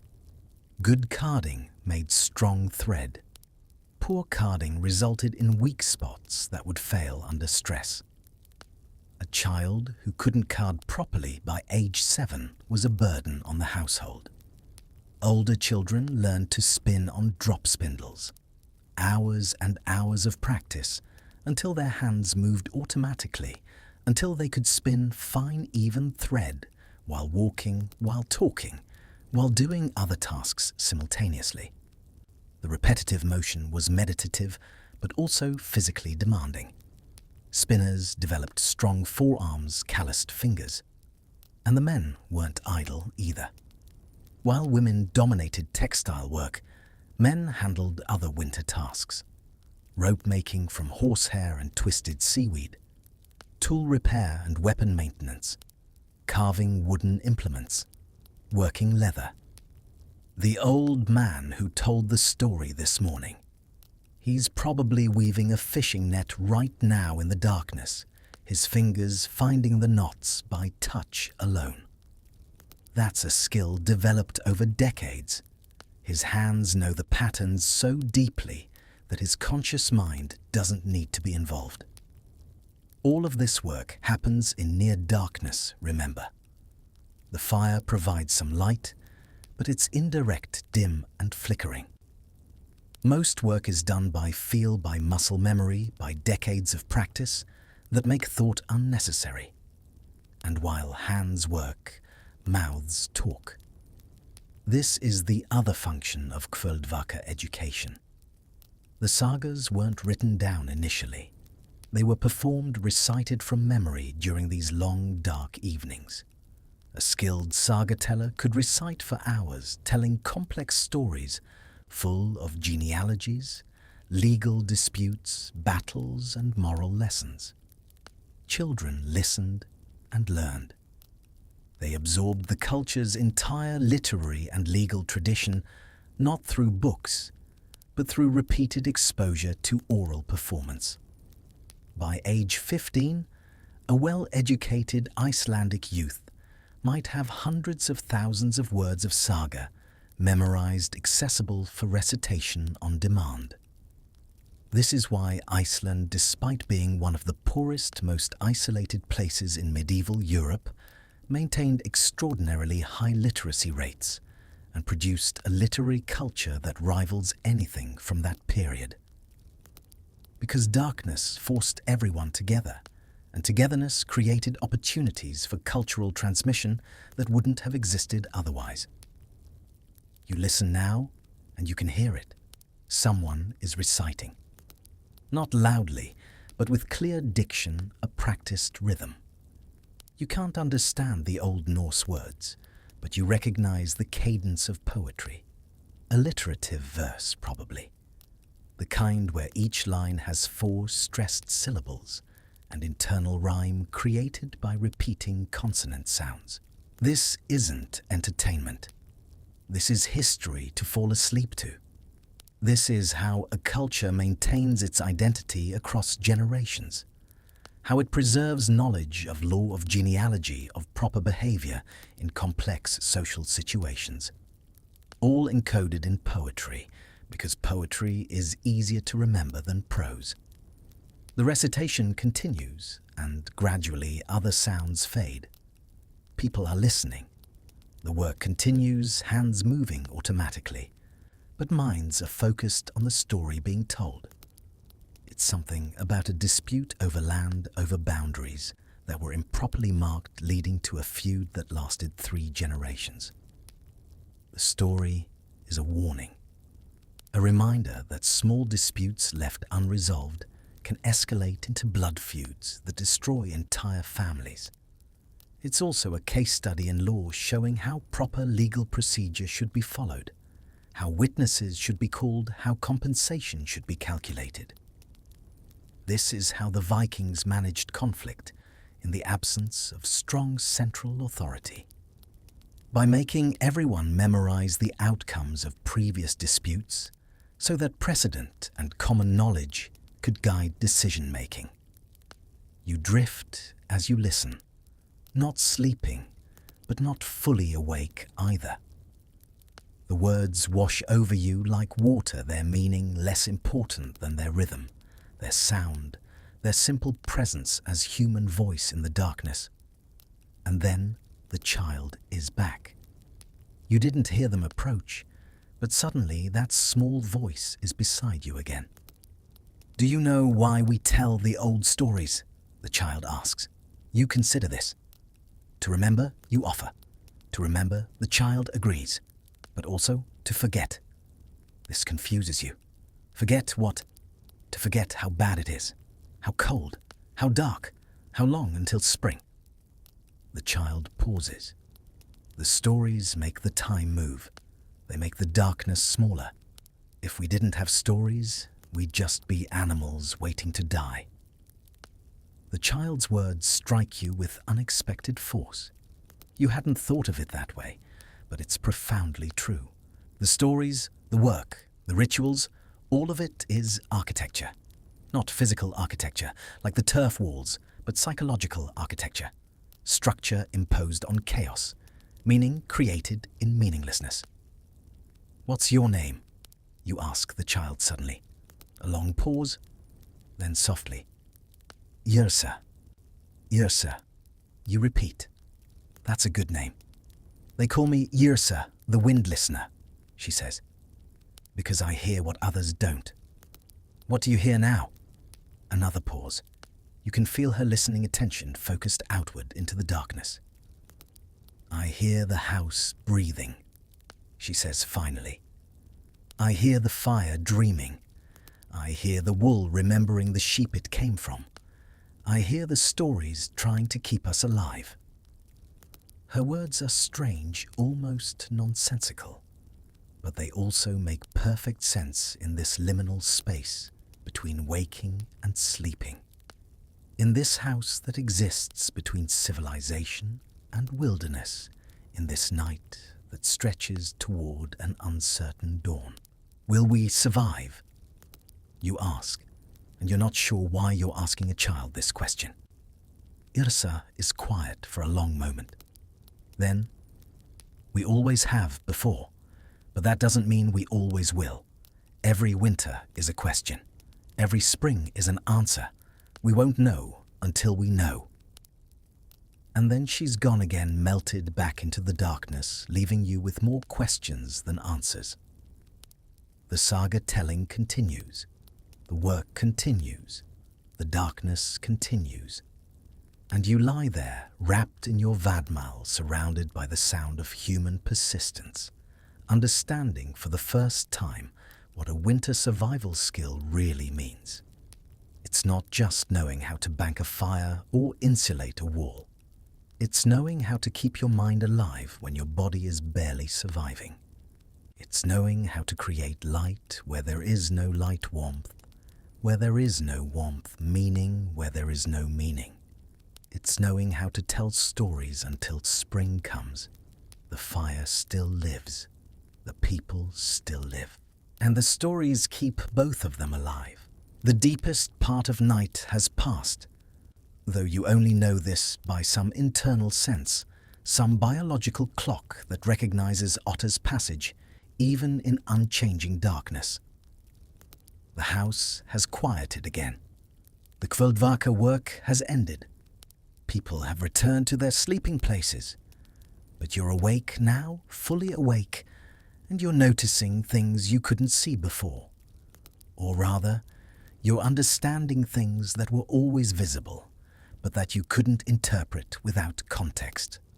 Look at how people are arranged. Really look. This isn't random. Every person's position in this house tells a story about who they are, what they're worth, how they fit into the social fabric.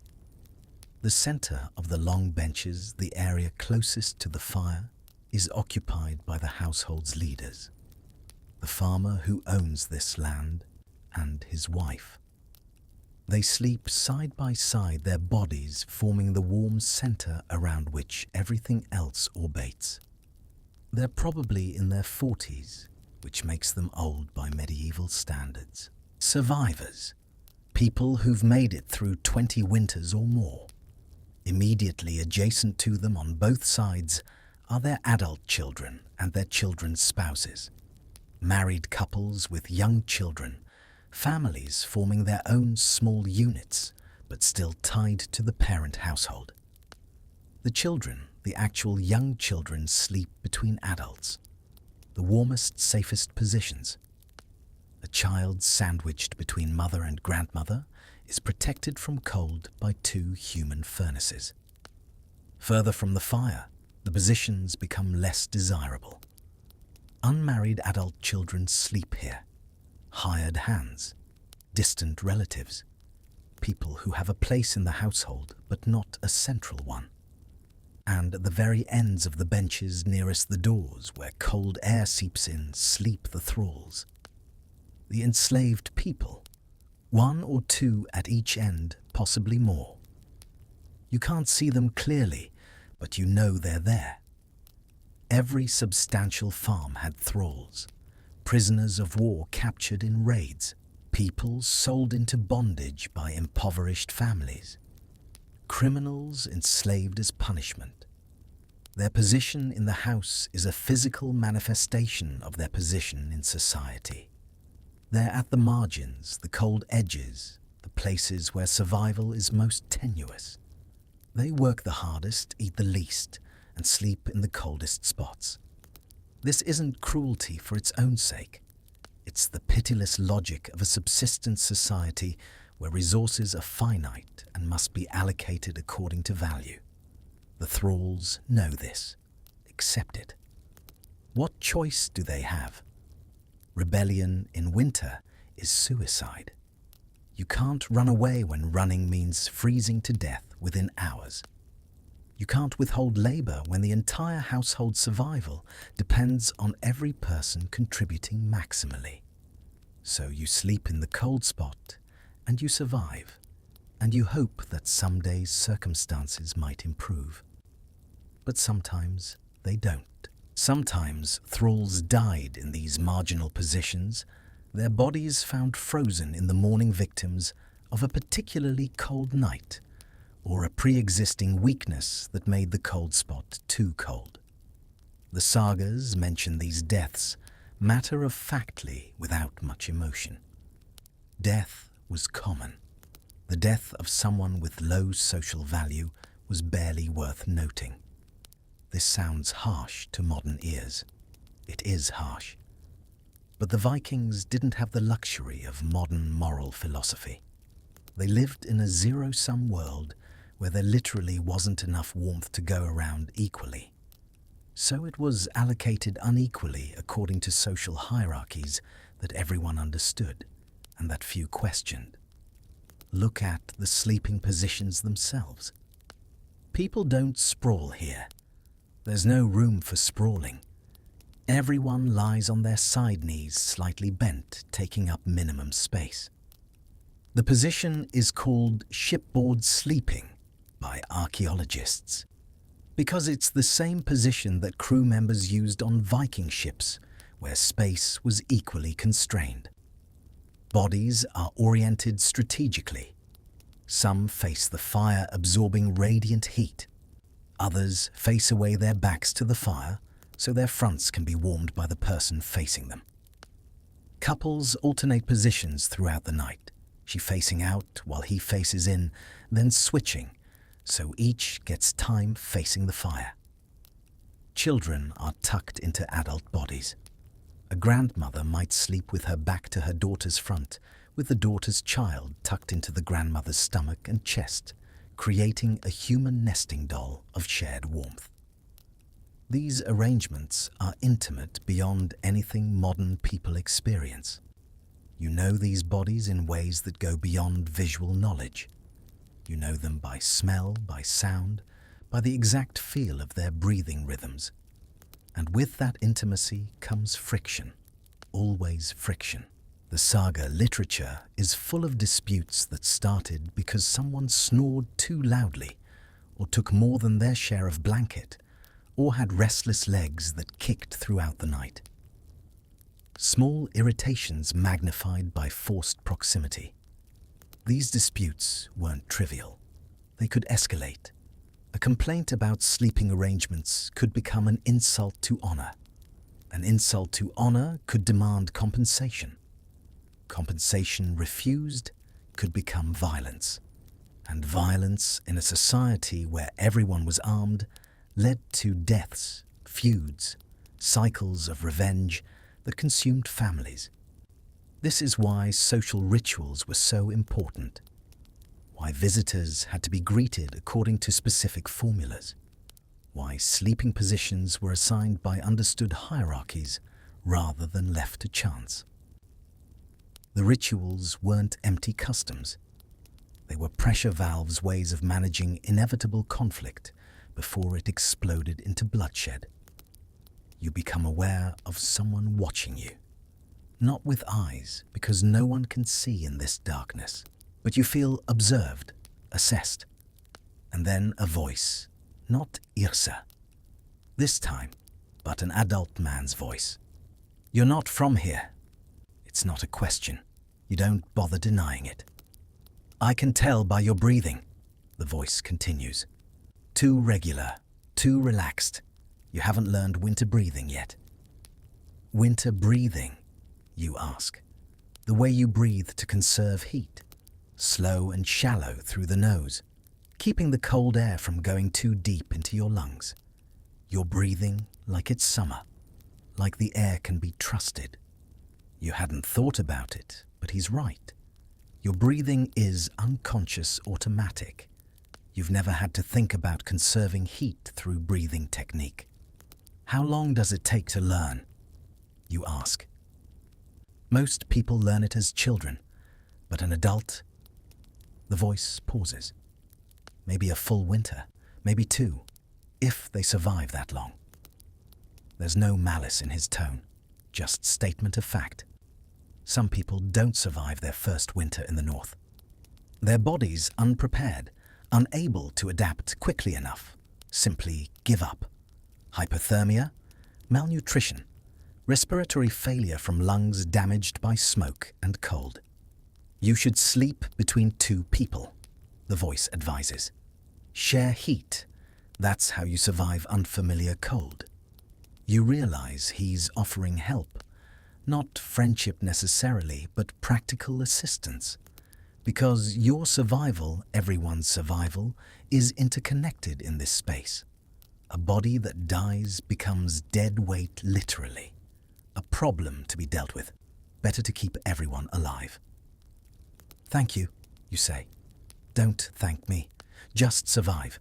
That's all any of us can do. The voice falls silent, and you're left with his words echoing in your mind. Just survive. It sounds simple. It's not simple at all. It's the most complex, demanding thing humans have ever done. Just survive. Just keep the fire burning, and the breath moving, and the blood flowing until the world tilts back toward light. You shift position on the bench, trying to follow his advice about sleeping between people. The person to your right doesn't object when you press closer. Neither does the person on your left. You're all in this together, sharing warmth, because warmth shared is warmth multiplied. Your breathing begins to change without you consciously controlling it. Slower, shallower. Your body learning the winter breath, adapting to survive. Around you, 40 other bodies breathe the same lesson. Some learned it decades ago. Some are still learning. Some won't learn fast enough. But for tonight, for now, everyone is still breathing. Everyone is still warm enough. The fire still lives, the people still live. And the careful architecture of social warmth holds against the cold pressing in from all sides. Sleep comes again, inevitable, necessary. And as you sink into it, you feel the bodies around you, their heat, their breath, their simple, stubborn refusal to freeze. This is survival. Not glorious, not noble, just bodies arranged for maximum warmth breathing together through the endless dark. Just surviving, one night at a time. The night is ending. You can't see it yet, but you can feel it. Something in the quality of the darkness is changing. Not lightening, not yet, but preparing to lighten. The long wait is almost over. All around you, the house exhales its last deep breath of night. The fire has burned down to its absolute minimum, just a few coals glowing like distant red stars. The cold has reached its deepest penetration. The walls, those massive turf barriers, have finally given up most of their stored heat. The interior temperature has dropped as low as it's going to drop. This is the test point. If the house can survive this moment, if its inhabitants can maintain life through this coldest hour, then dawn will save them. The sun, weak as it is, will stop the temperature's fall. We'll begin incrementally the long, slow process of warming. But that's still ahead. For now, there's only this moment, this cold, this darkness, this final test. Listen to the sounds. They've changed as the night progressed. Earlier, there was movement conversation, the sounds of waking and working. Now there's only breathing and the small movements of sleeping bodies adjusting positions. The breathing is what's remarkable. 40 people breathing in near synchronization.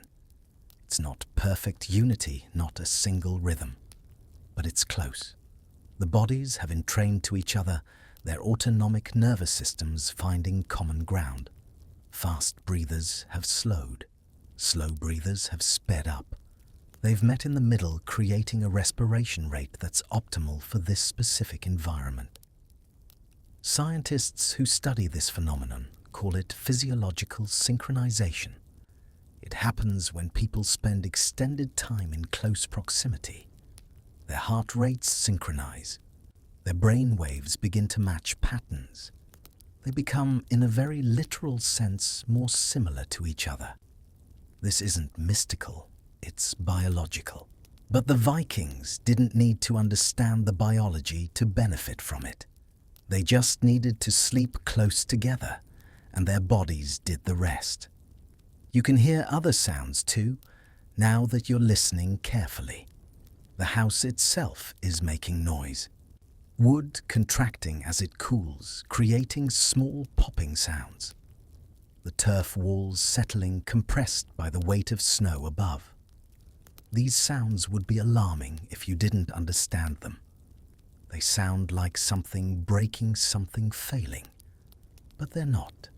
They're just the house adjusting, flexing, accommodating the stress of cold. The structure was built with this in mind. The joints are designed to allow movement. The walls can shift without collapsing. The whole thing is organic, almost alive, adapting to conditions rather than resisting them. Outside, the wind has finally quieted. That's actually a bad sign. Wind, for all its discomfort, creates mixing, prevents the very coldest air from settling. When the wind stops, temperature drops further. The air becomes stratified with the coldest layer hugging the ground. But inside, protected by walls and roof, and all these living bodies, the temperature holds. Barely. A At some point in the night, it probably dropped below 40 degrees Fahrenheit in here. That's cold enough to see your breath, cold enough to make your nose run. But it's not cold enough to kill. And that's the victory. That's what all this engineering and biology and social organization accomplishes. Not comfort, not warmth in any luxurious sense, just the bare minimum necessary to maintain human life through the crisis point. Yrsa appears one final time. You don't know how she moves so quietly through the dark, but suddenly she's there, her small presence beside your bench. "It's almost over," she whispers. "The night. This night. But there are so many more nights. Winter is long. Will we make it?" you ask. "All of us." She's quiet for a long moment. Some will, some won't. That's how it always is. The fire saves those it can save. And the others? The others become stories, warnings, lessons for next winter. She pauses. Every winter, someone dies. Usually someone old or very young. Someone sick. Someone who couldn't keep their fire lit. That's horrible. "It's life," Yrsa corrects gently. Horrible is when everyone dies because no one knew how to survive. Horrible is when the knowledge is lost. As long as some survive, as long as the stories continue, it's not horrible. It's just winter. Her acceptance is breathtaking. And maybe she's right. Maybe the horror isn't in the deaths that occur despite best efforts, but in the deaths that occur from ignorance, from lack of preparation, from forgetting the winter survival skills that keep most people alive. "What will you remember about this night?" Yrsa asks. You think about that. What will you remember? The cold, certainly. The darkness. The smoke that made your eyes water and your throat ache.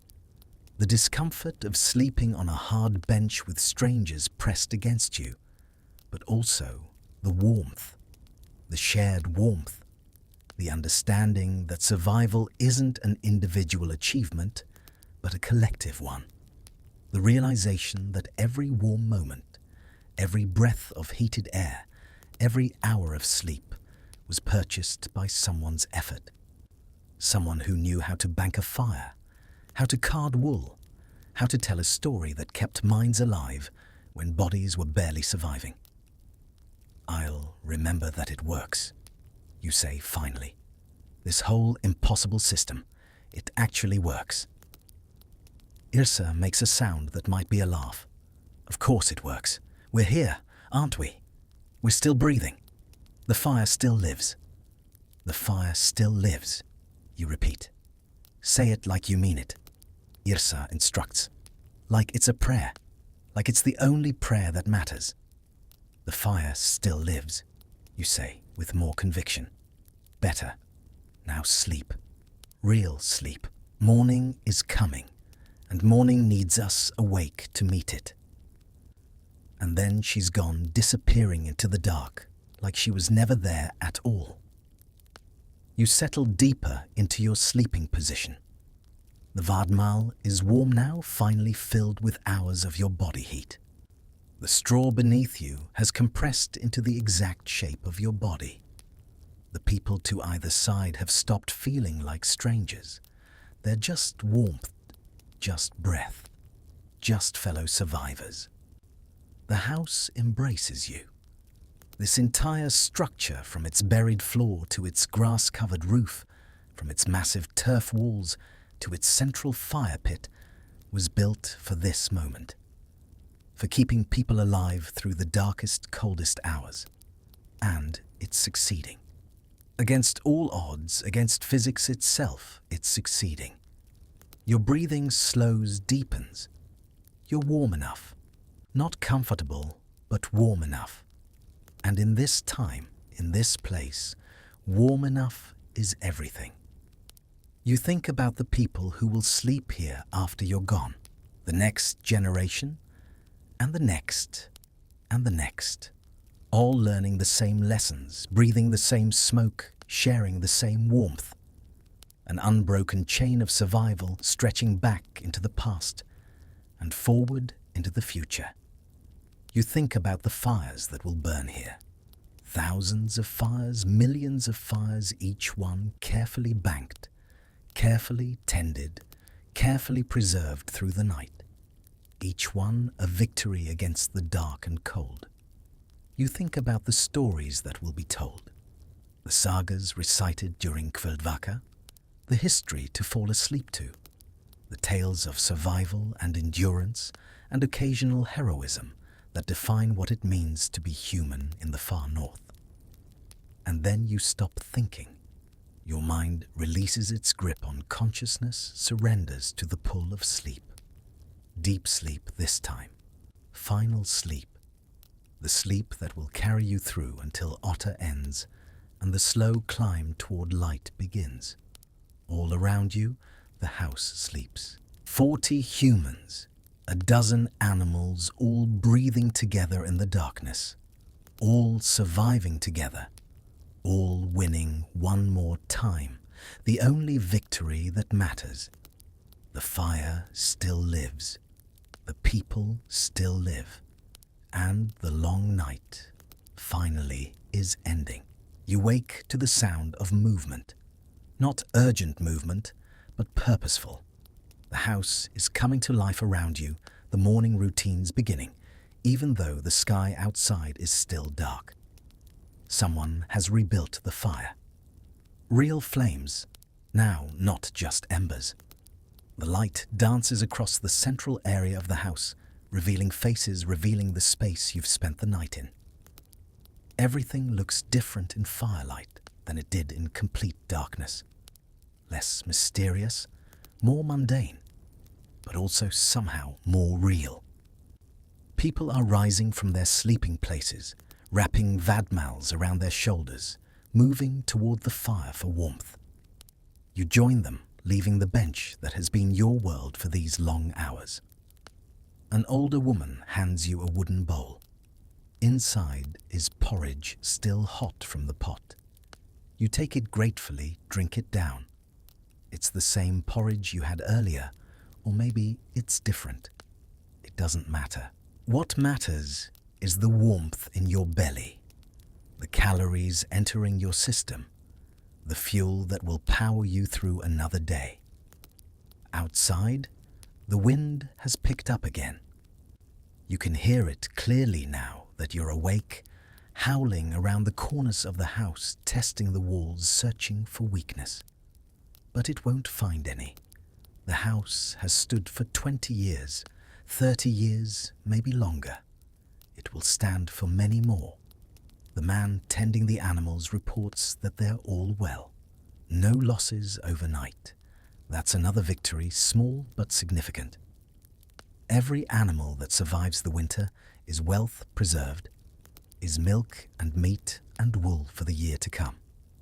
You find yourself at the door, drawn by some impulse to see the outside world. The door is small, remember, and you have to crouch to push it open. Cold air rushes in, shocking after the relative warmth of the house. But you step through anyway, emerge into the pre-dawn darkness. The world is blue, not black, but deep, deep blue. The kind of blue that only exists at high latitudes in winter. The snow reflects what little light there is, creates a twilight, even though the sun won't rise for another hour. The cold hits you like a physical force. It's impossible to describe to someone who hasn't felt it. This isn't the cold of a winter day in a temperate climate. This is cold that makes your nose hairs freeze with the first breath. That makes your eyes water and the tears freeze on your cheeks. That penetrates through your wool clothing like it's not even there.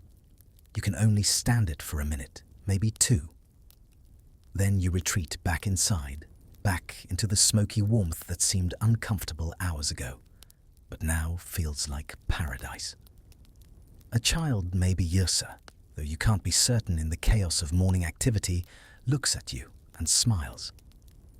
"Now you know," she says. Or you think she says. The words might be in your imagination. Now you know. Now you understand what winter survival really means. Not the romantic notion of hardy Vikings fearlessly facing the elements, but the reality of ordinary people using every bit of knowledge accumulated over generations, working together, sharing warmth and food and breath to outlast the cold one more day. I want you to think about something as you prepare to leave this time and place. Think about the heat in your own home, the thermostat you adjust without thought, the furnace that burns gas or oil that maintains 72 degrees automatically, that asks nothing of you except a monthly payment. That technology, that comfort, is built on the back of 10,000 years of people, like the ones you've spent the night with. People who learned slowly and painfully how heat works, how cold kills, how survival is a skill, not a birthright. The Vikings didn't conquer winter. They adapted to it. They accepted its terms and found ways to exist within its rules. They didn't expect comfort. They expected hardship and prepared for it accordingly. And because they prepared, because they accumulated knowledge and passed it down through Kvöldvaka story nights and practical training, because they built houses that worked and maintained fires that lived and wove cloth that insulated, they survived. More than survived. They thrived in their own way, creating a culture of remarkable sophistication in a place that should have been uninhabitable. The fire still lives. That was the refrain, wasn't it? The thing Yrsa kept whispering.